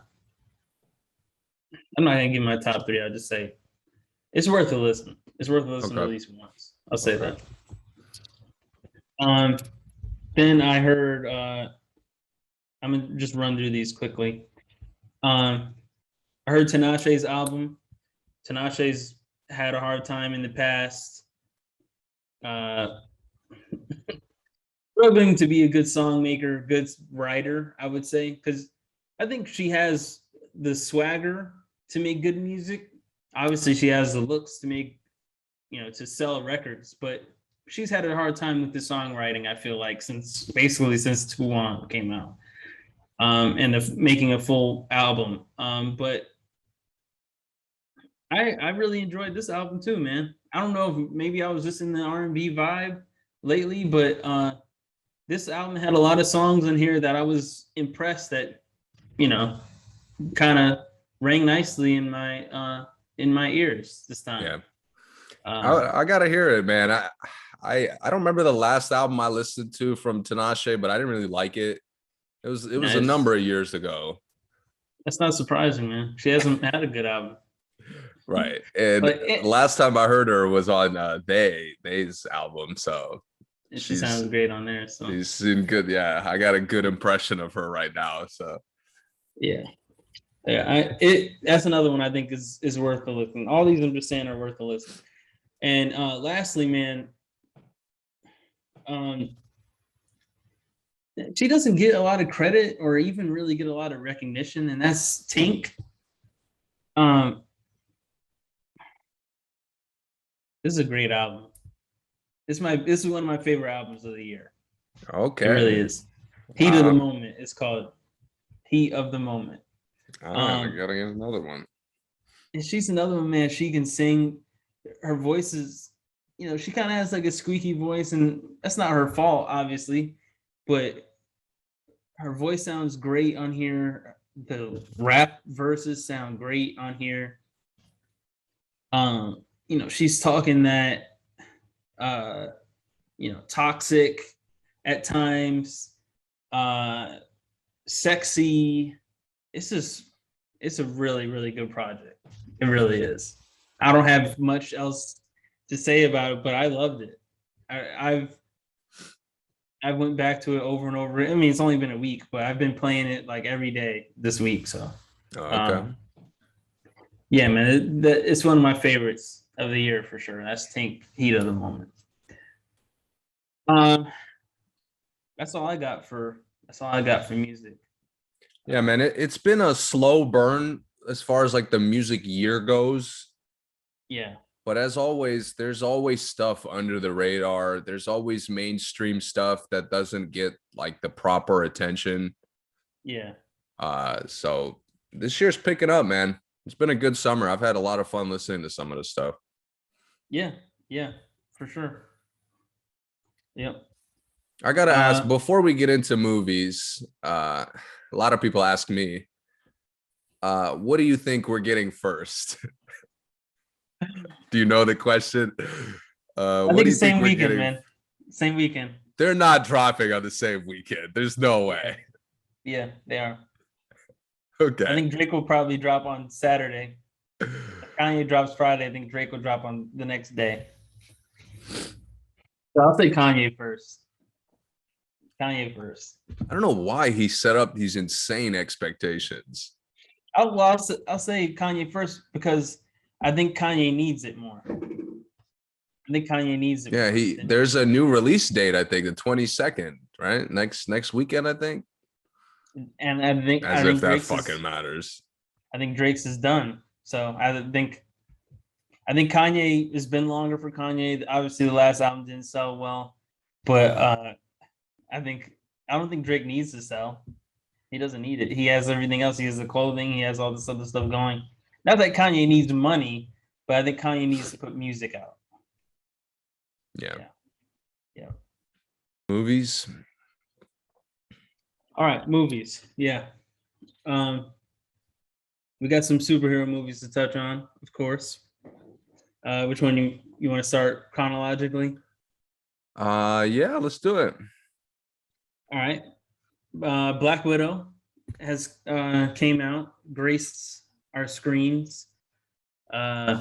Scarlett Johansson obviously is in the drama right now with it's unfortunate. Yeah, man, it sucks that shit like that kind of overshadows the movie for whether the movie's good or not. I want people to like or not like the movie rather than focus on shit like this. Yeah, plus it sucks that it may harm, future endeavors between her and Disney. Anyway, okay, so the movie, what do you think about it, man? Or you want my thoughts first? No, I'll go first. I had fun with it, man. It was something about Marvel. Marvel just has this perfect formula for, especially for the solo movies or like the more condensed, like lesser character movies. Yeah. They have such a good tone for movies like this. Yeah, they do. They do a good job. And this movie is another example. I feel like the comedy on here is like the perfect level of corny and funny. Yep. The pace of the story moves like it keeps you engaged. Yep. Keeps you interested. Again, the character depth is always subtle but very well done. Another example of that. Yep. So I had a good time watching this, man. I was just surprised that we get it this late into the overall story. Yeah. It's clear that it was supposed to be before Loki. Right. Well, at least it feels that way. Right. Yeah, man. I thought it was really cool. I liked the introduction to characters because that was something I think. I wouldn't say I was worried about, but I was kind of anxious to see how they did with her sister and the parents in the movie. But I was anxious to see how they would introduce characters we don't know now, because like, when's the last time they showed us somebody new that we had never seen before in a Marvel movie? Like 4 movies ago.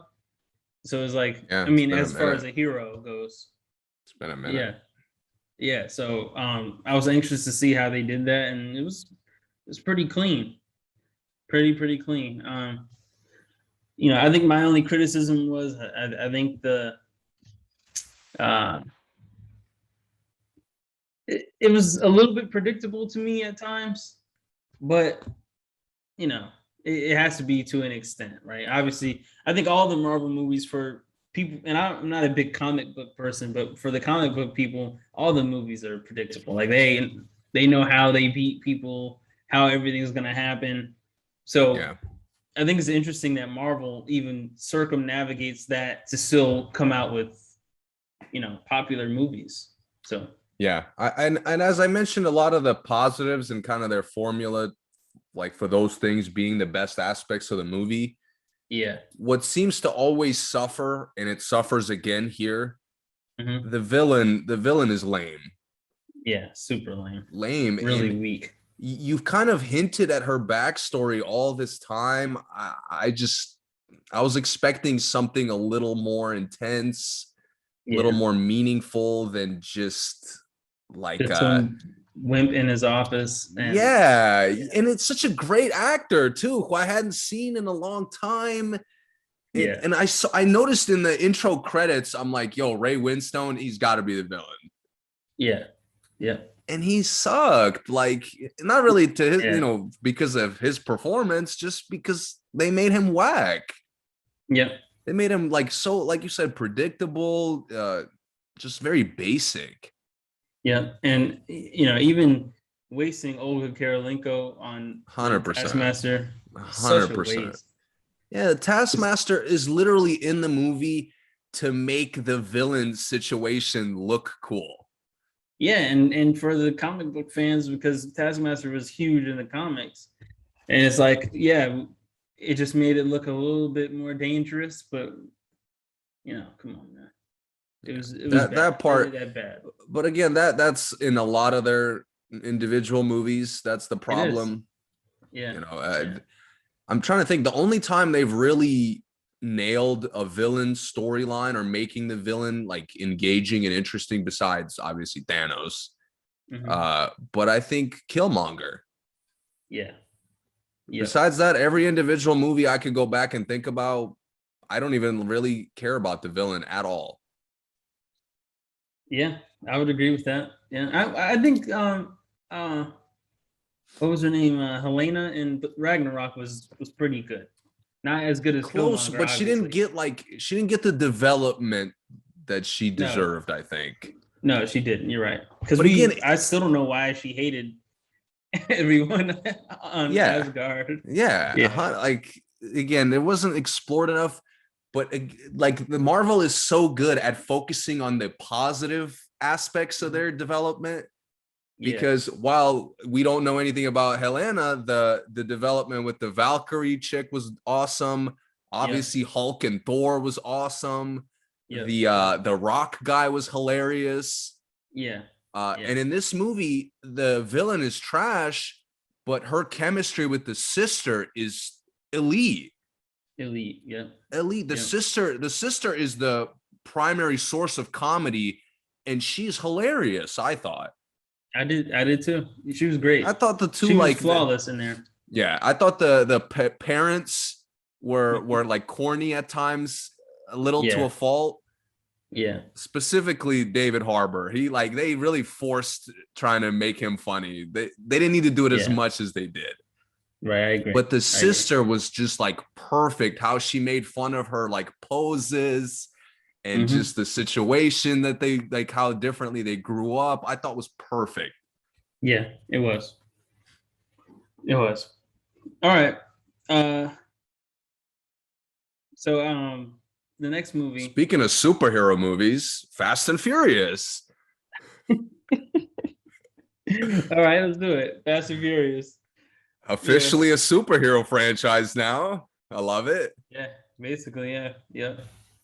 Um, man, this is really not much you can say about it. Yeah, it's hard to deep dive this.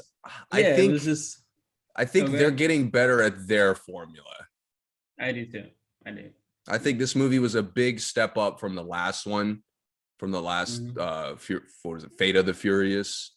Yeah, Uh this movie finally like full blown embraces the craziness of the franchise, full blown, absolutely.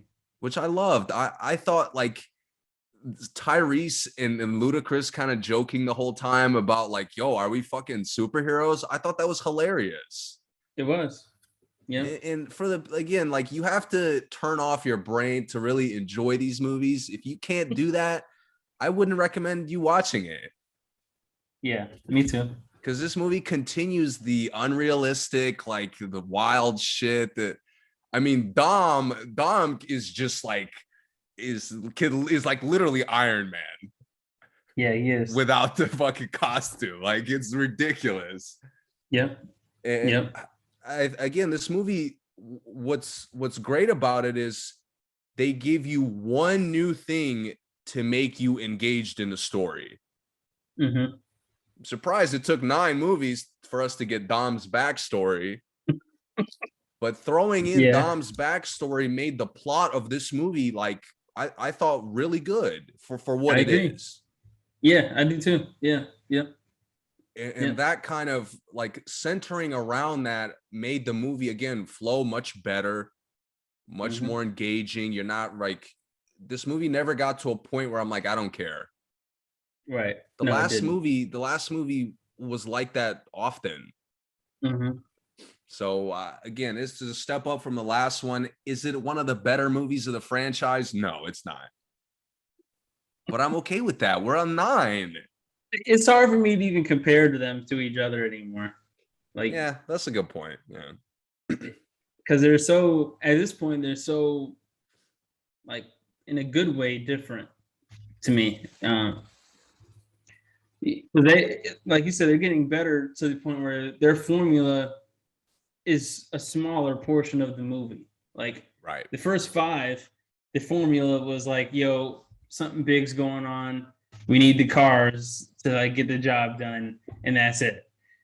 Now it's like, all right, we're doing other stuff, but now but don't forget, we still have cars and we're still great Yeah. drivers. Yeah. So yeah, so I thought it was really good. I will say this though, my only negative. Yeah, we're probably on the same page with this one. Well, I have two negatives, but one of my main negatives was I needed The Rock in this. Like The Rock was missing in this to me, big time.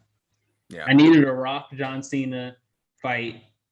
I needed the jokes because like this really didn't have a lot of jokes outside of Tyrese. Like no one else was really that funny in here. Maybe here and there, uh, uh, Like I think some funny parts, but they made a mistake. Like they went for bringing Han back as like kind of a good moment for the movie. yeah. But the only good part about it was just like him reuniting with people. I And know it's because not even, I don't care about Han at all. To be yeah, honest. that didn't make any sense, which I'm okay with because a lot of the shit they do doesn't make sense. Yeah. But it's only because the cast is like has such great chemistry that it made the reunion moments with everybody really good. Yeah. Hmm. It didn't add anything to the story. I didn't give a shit about Han being there. Like all of a sudden he's a sniper. Like I couldn't care less. Han reuniting with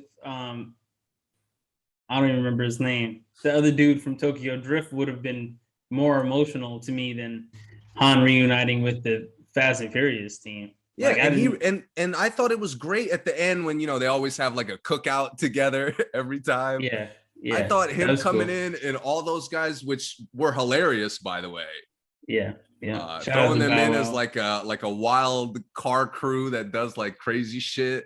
I thought was Yeah. so funny. Yeah. And Han reuniting with them at the end was only great because of the chemistry, not because of the Exactly. story or the writing or anything. Exactly. Yeah. Because to be honest, if Han just showed up at the end, I would have been fine. Like I didn't need Han in the rest of Yeah, the it movie, wouldn't to have be made the honest. movie better or worse in any way. Right. Right. And I guess they couldn't get the licensing from Marvel for Bow Wow to have his whole car back. I was Oh hoping that yeah, would happen, but it's that would cool. have been Bow Wow really, hilarious. it would have been cool. Yeah, yeah. But cool movie, man. Lots of action, great scenes. I like that they're upping the ante. They're gonna be fighting aliens and something next time. Yeah, Cause I was like, shocked they went to space already. I thought yeah, they were cause saving that for the next one. the next one is only gonna be in space. Yeah, I was when they're talking about like going to space. I'm like, yo, already? I thought we Yeah. were like, I thought that was gonna be in 10. Yeah, they have to like That really was only be in so funny. space. That Maybe was they'll stop an hilarious, man. asteroid or something. Yeah, Yeah, again, like because they embraced the stupidity, it made Ludacris and Tyrese so much funnier. it did. Yeah, it did. So, and Tyrese and the other ones, like a lot of times they try to force him to like say something funny when he doesn't really need to. Right. And here it felt a lot more natural because the feel of the movie fit that. Yeah, yeah. And But this is the the first one. Go ahead. Oh, go ahead. Oh, No, go ahead before I get into my last point. this is the first one that I actually felt some emotion in the movie as well. Like you mentioned in the last one, even with the baby, they kind of try to force the emotion on you. Obviously, I felt emotion when Brian Paul Walker in real life died, but in the see you again moment, I Yeah. felt that. But like throughout the movie, I had no other emotion. But this one, I really felt like with the father and the brother and all that situation, I really felt like, wow, like this is something serious going on. Thank you for reminding me, because it's a minimal like thing in the movie, but them acting like Brian is still alive is ridiculously unnecessary. I know. Oh, he's just a little bit late. No, he's not coming. Or he's just at home babysitting. Like, what? Why? Yeah. Yeah. You're ruining like one of the most emotional moments of the franchise. Yeah. For absolutely no reason, for something completely meaningless. Yep. But my main last point, unfortunately, is a negative. And I told you this. We got, let's go 6. We got Luke Evans.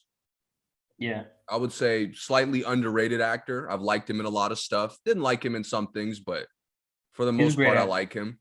Yeah, he's good. Just so I don't mess up the order, 7 was Jason Statham. Yeah. Great. They even throw his brother, the revenge. Right. They even throw in the African guy whose name I don't know how to say, so I'm not gonna try. Which one? From Blood Diamond. Oh yeah. Jimon Honsu. Yeah. He's in a lot of stuff. Good actor, man. He's always and good. Wasn't Tony Jaa in there too, randomly? Yeah. He was like a henchman. Love it. Yeah. And then you had Hobbs and Shaw, I believe. Yeah. Idris Elba. Great. Well, no, the Fast and Furious, the last one was before Hobbs and Shaw. Oh, it went 8, then Hobbs and Shaw. Yeah. Hobbs and Shaw is the most recent one. Okay. Before this new one, yeah. So it went 8, Charlize Theron. Yep. Top tier actress. Top tier.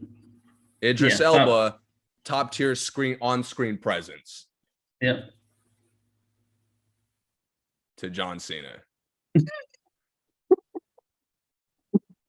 You can't be serious. Yeah. I would love to see. Charlize was in it too, though. And whoever the other guy, the dude that was actually their boss. Yeah, I didn't. Whatever. There's always like some other like boss guy, who's like a wimp. That's always the case. Yeah, but they could have done better with that one this time. Yeah, it's not. Oh man, I don't want to just like flat out say John Cena sucks, even though he does. But he doesn't get an opportunity to shine like the other villains got. Especially not at what he does good, which we'll talk about in a little while. But he didn't get to do anything of his strengths in this, other than he barely fights in this movie. Right. Like, I was shocked towards the end of the movie. They handle his like switch up from villain to good guy. Like, forget rushed. It's Usain Bolt ran through. Usain Bolt break the record time for the 100-meter dash. Like, that's how fast they run through that shit. Yep. But like his fight with Vin Diesel, I'm like, yes, like, wow, I'm shocked it's so early, but this is fine. And then he just dips. Yep. I'm like, why would you do this? And then he never really fights again. He just pops up to look tough. And he doesn't look tough, to be honest. And he doesn't look tough because he's not a good, like, he doesn't, compared to all those other actors, he's trash. I know, I was going to say, he's really not even an actor. He just is in some movies. Like, there's a difference between being an actor and some dude in movies. Like, he hasn't. Don't get me wrong. Jason Statham had the same problem. They just threw him in to just pop up in every situation. It made no sense. They didn't connect it. He just was there every time. But he was a lot more. He was a lot scarier than. Yes, he was badass. You gave him a chance to like look tough. say Yeah. some cool shit, do some cool shit. Yeah. John Cena doesn't get to do that. Jason Statham is a top tier, scary, like villain 100%. or protagonist. It don't matter. 100%. Yeah. We just saw that in Wrath of Man. Yeah. So, Yeah.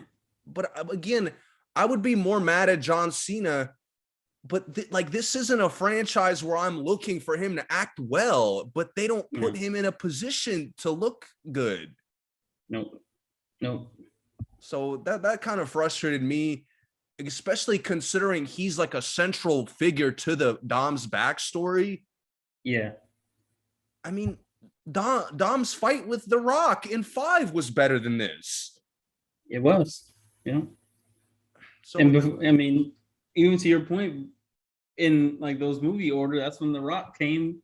At that, like before that, before the order you started, The Rock was the one who came before then. So yeah, it's all been upgrades pretty much.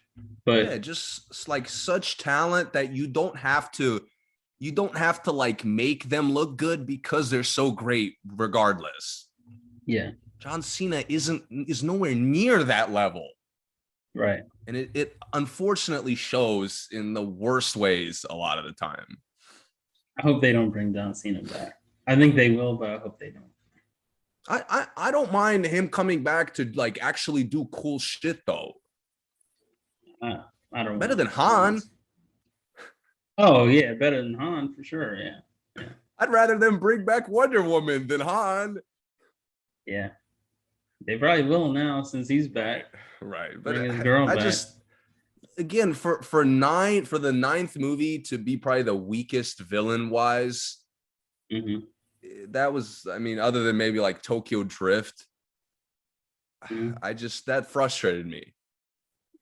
Because I think if John Cena was better, this movie would have been that much more exciting and more like enjoyable for a wider audience, I think.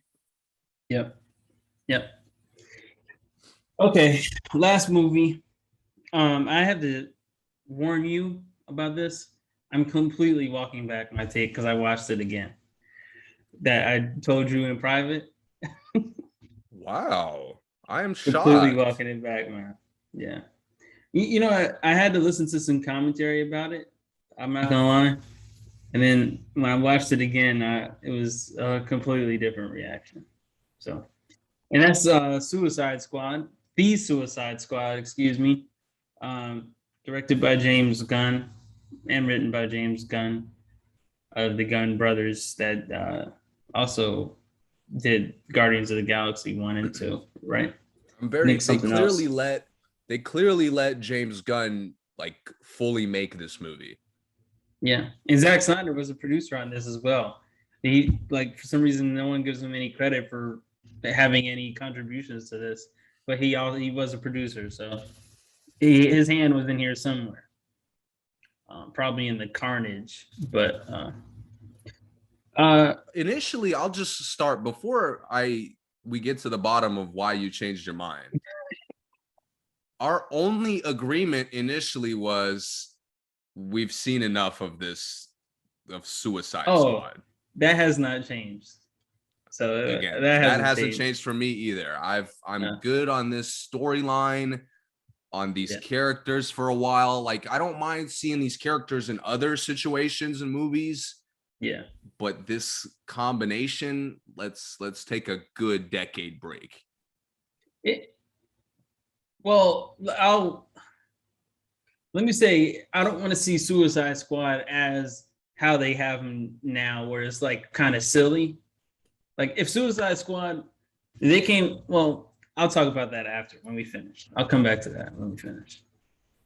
Because I have a long thing. I do think this could carry on. So what is the main, like, what is the main aspect of what made you change your mind?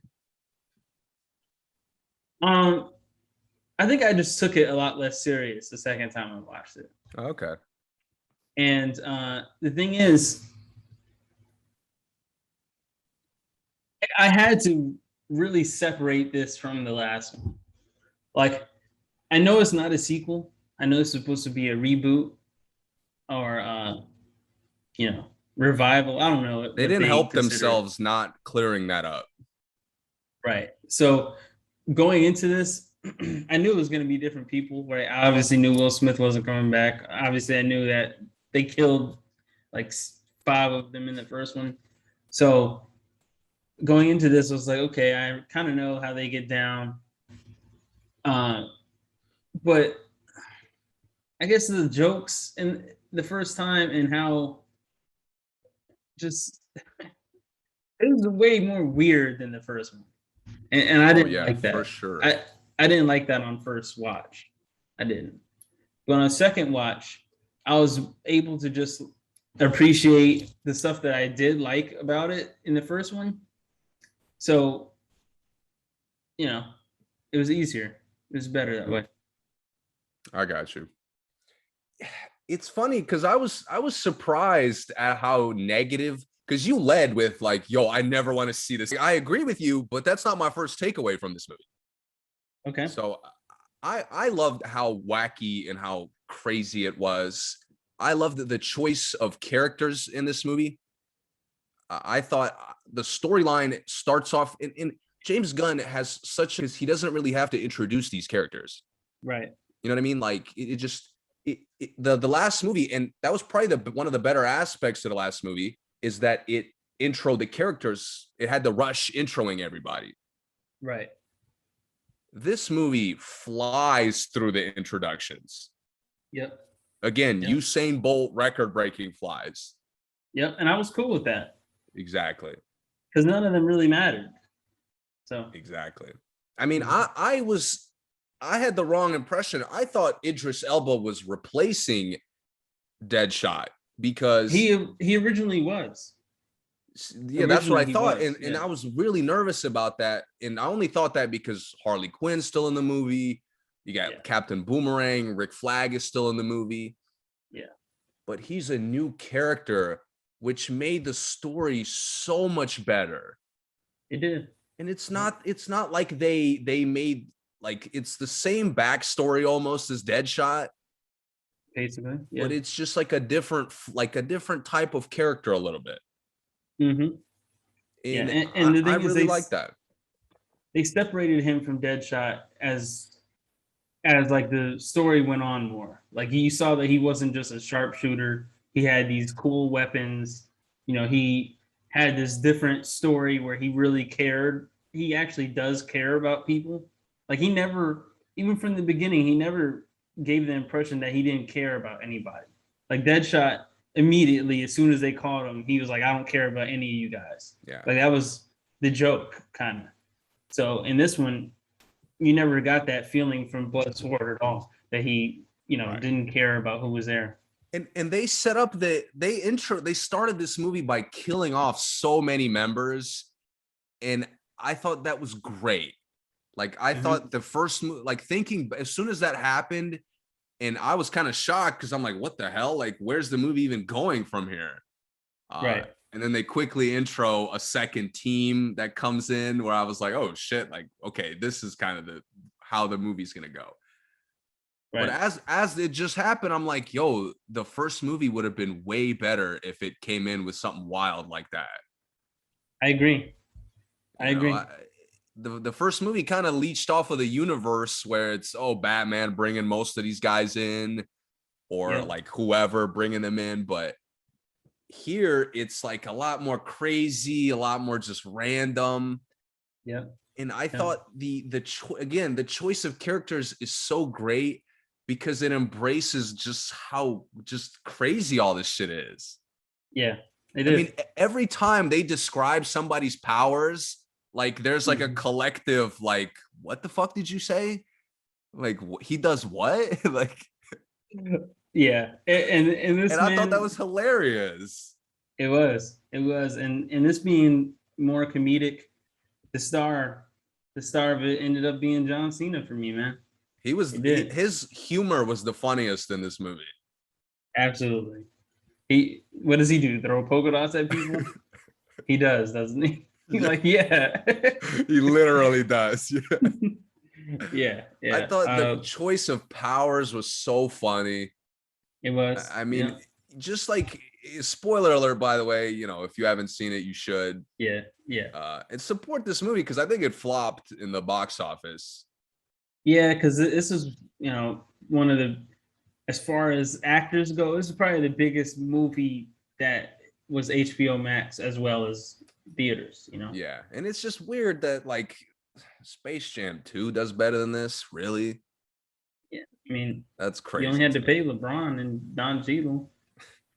No, but to stick with this movie, again, I loved how it flowed.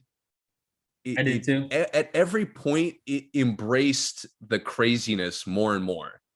Hmm. Honestly, I thought the weakest from the beginning, I thought the weakest points were where the story had to stop to kind of cover somebody's backstory. Give me an example. Like Bloodsport was naturally, you kind of learn more about him as the movie plays out. Yeah, yeah, yeah. But there's an unnecessarily long scene on the bus or in the van where the With rat the girl rat is girl. describing, and like the movie literally stops. It's almost, they literally like finish a conversation and she just starts talking about her fucking backstory.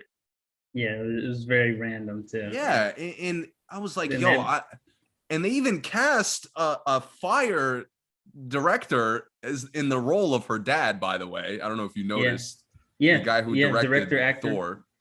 Tika Yeah, Waititi, I think. yeah. I think that's it. I He think he plays the rock guy in Thor. yeah, I He think so. Yeah. voices him, but I I didn't was need the just, I didn't blanket need part it. either. That made me want to throw up. Yeah. Them covering them as a blanket. Yeah. The whole, That was again, the whole disgusting. backstory. I didn't need, like, John Cena doesn't get a backstory in this movie at all. Yeah, but he has a series coming out Oh, I didn't even know right that. after this. So Yeah, that's a whole different story then. and that's how they snuck him not having a backstory in this. Yeah. I will say I really liked one thing though, and this is again on the second watch made me like it more. I liked how Rick Flag and Harley like picked back up where they left off. Like I like how it was clear that they had worked together before. I liked that because I guess I knew they were both going to be in there, but I didn't want it to be like the same tension it was in the first one. Right. I liked how they kind of came where he was almost like her big brother kind of thing. Like, you know, because in the first one, he didn't care about any of them either. Remember? Like he was cool with all of them dying. Right. Or he kind of wanted to be the one who made them die. And in this one, him and Harley, it seemed like they had been in battles a bunch of times to the point where she was his soldier now to him.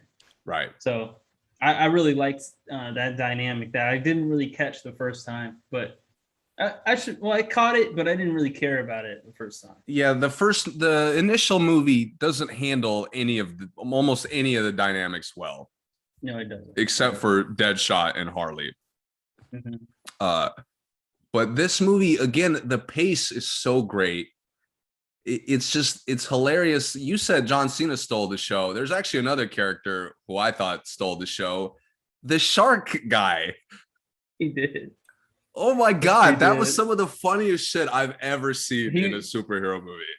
He was hilarious the whole time, man. Dude, it was so effortless.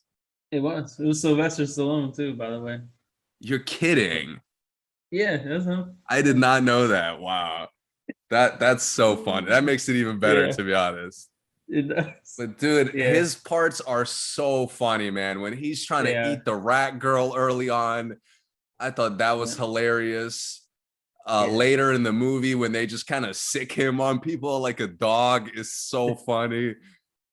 And his eyes were so like when it just said that's nom nom, and he like looked up, he's like nom nom, like that thing.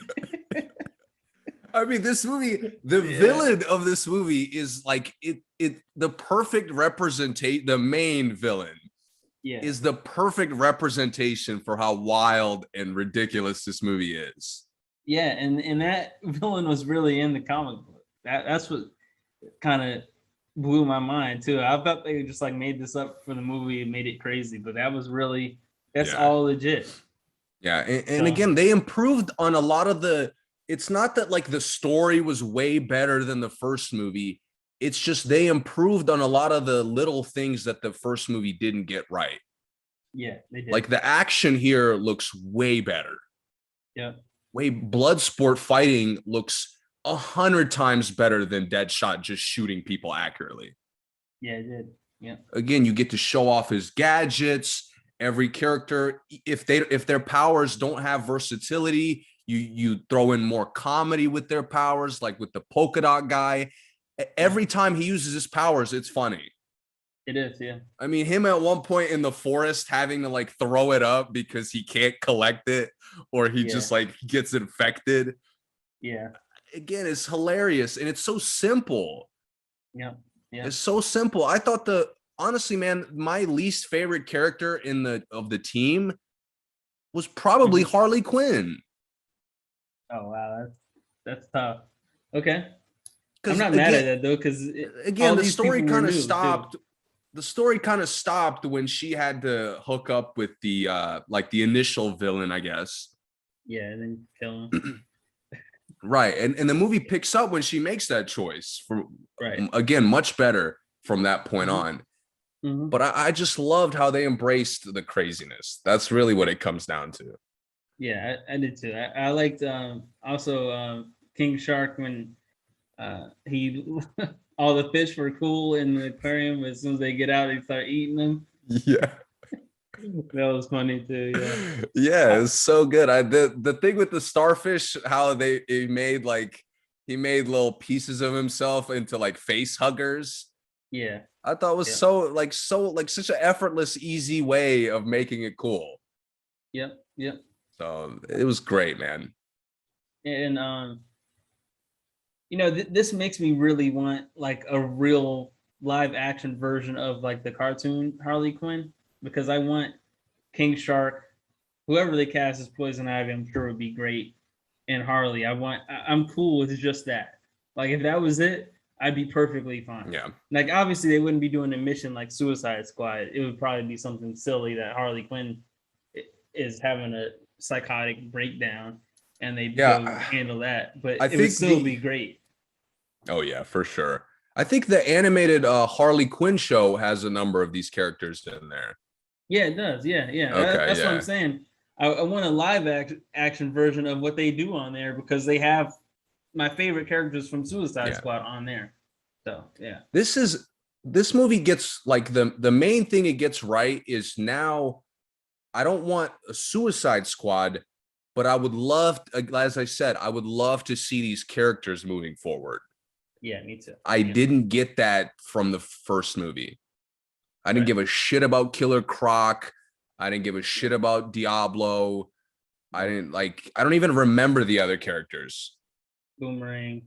Boomerang. I mean, Boomerang was funny again, but nobody cared about him, and they use him for humor here. Yeah. So this is Jai Courtney's best role. Right. Probably, yeah. Again, this movie starts off well, and it just I love the craziness. I hope they continue to embrace this kind of tone with these characters. Yeah, me too. Regardless of what the next movie is going to be. Yeah. The Suicide Squad, I was going to say, if they were to keep going, I would like them to be like, I don't want the movie to be more serious, but maybe the stakes more serious. Because in this, I get that they were supposed to go destroy it, and then they decided to take on Starro.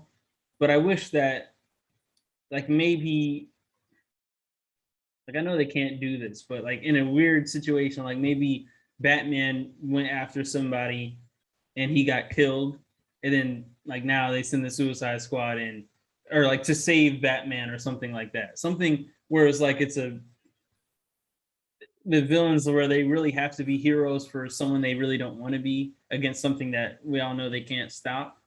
Because really, they didn't need to send the Suicide Squad to go destroy the tapes. Like, that's not that hard, you know? It's not a suicide mission. They could have sent just John Cena to do that. Right. Or just Bloodsport could have got it done. Yeah, Like 100%. so it was like it wasn't really a suicide mission this time. Because they made it a suicide mission by still going after him after Starro, even though the mission was done. So yeah. Next time I would like them to actually be faced with like sure death. I really like that they split it in like chapters too. I did too. Again, another good like pacing technique where just as the movies seem to slow down or kind of conclude a situation, you move forward in a quick way. Yep. Wasted performance by wasted role by Alice Braga, by the way, the leader of the Freedom Fighters. Like she was 100%, 100%. For, like, and she gets typecast. She gets typecast as that kind of character way too much. Yeah. Like that's all she could do. Like it's not the case at all.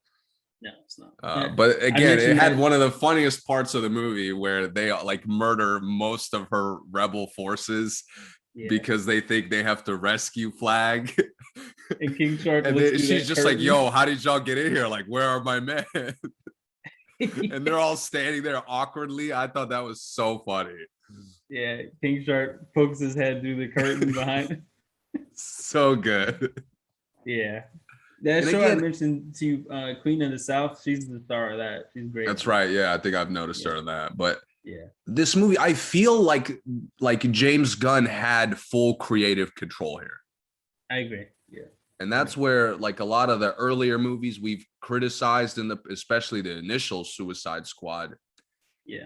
I felt too much of like we have to connect a universe. No, you don't. Yeah. No, you don't. And this movie is a perfect example of that. Yep. Okay.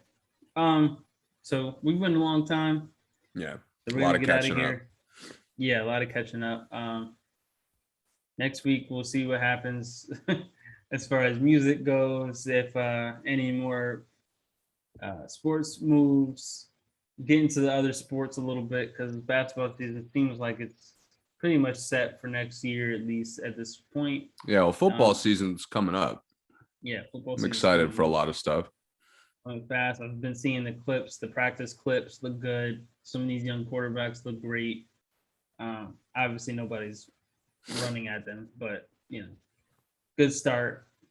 So we'll get into that, and we will be back talk about more stuff. You got anything else to add? No, thanks as always for listening, watching, subscribe. Yep. Find us on YouTube, Spotify, Apple, all that. Yeah, we're all over the place. Yeah. And we'll see you guys next time.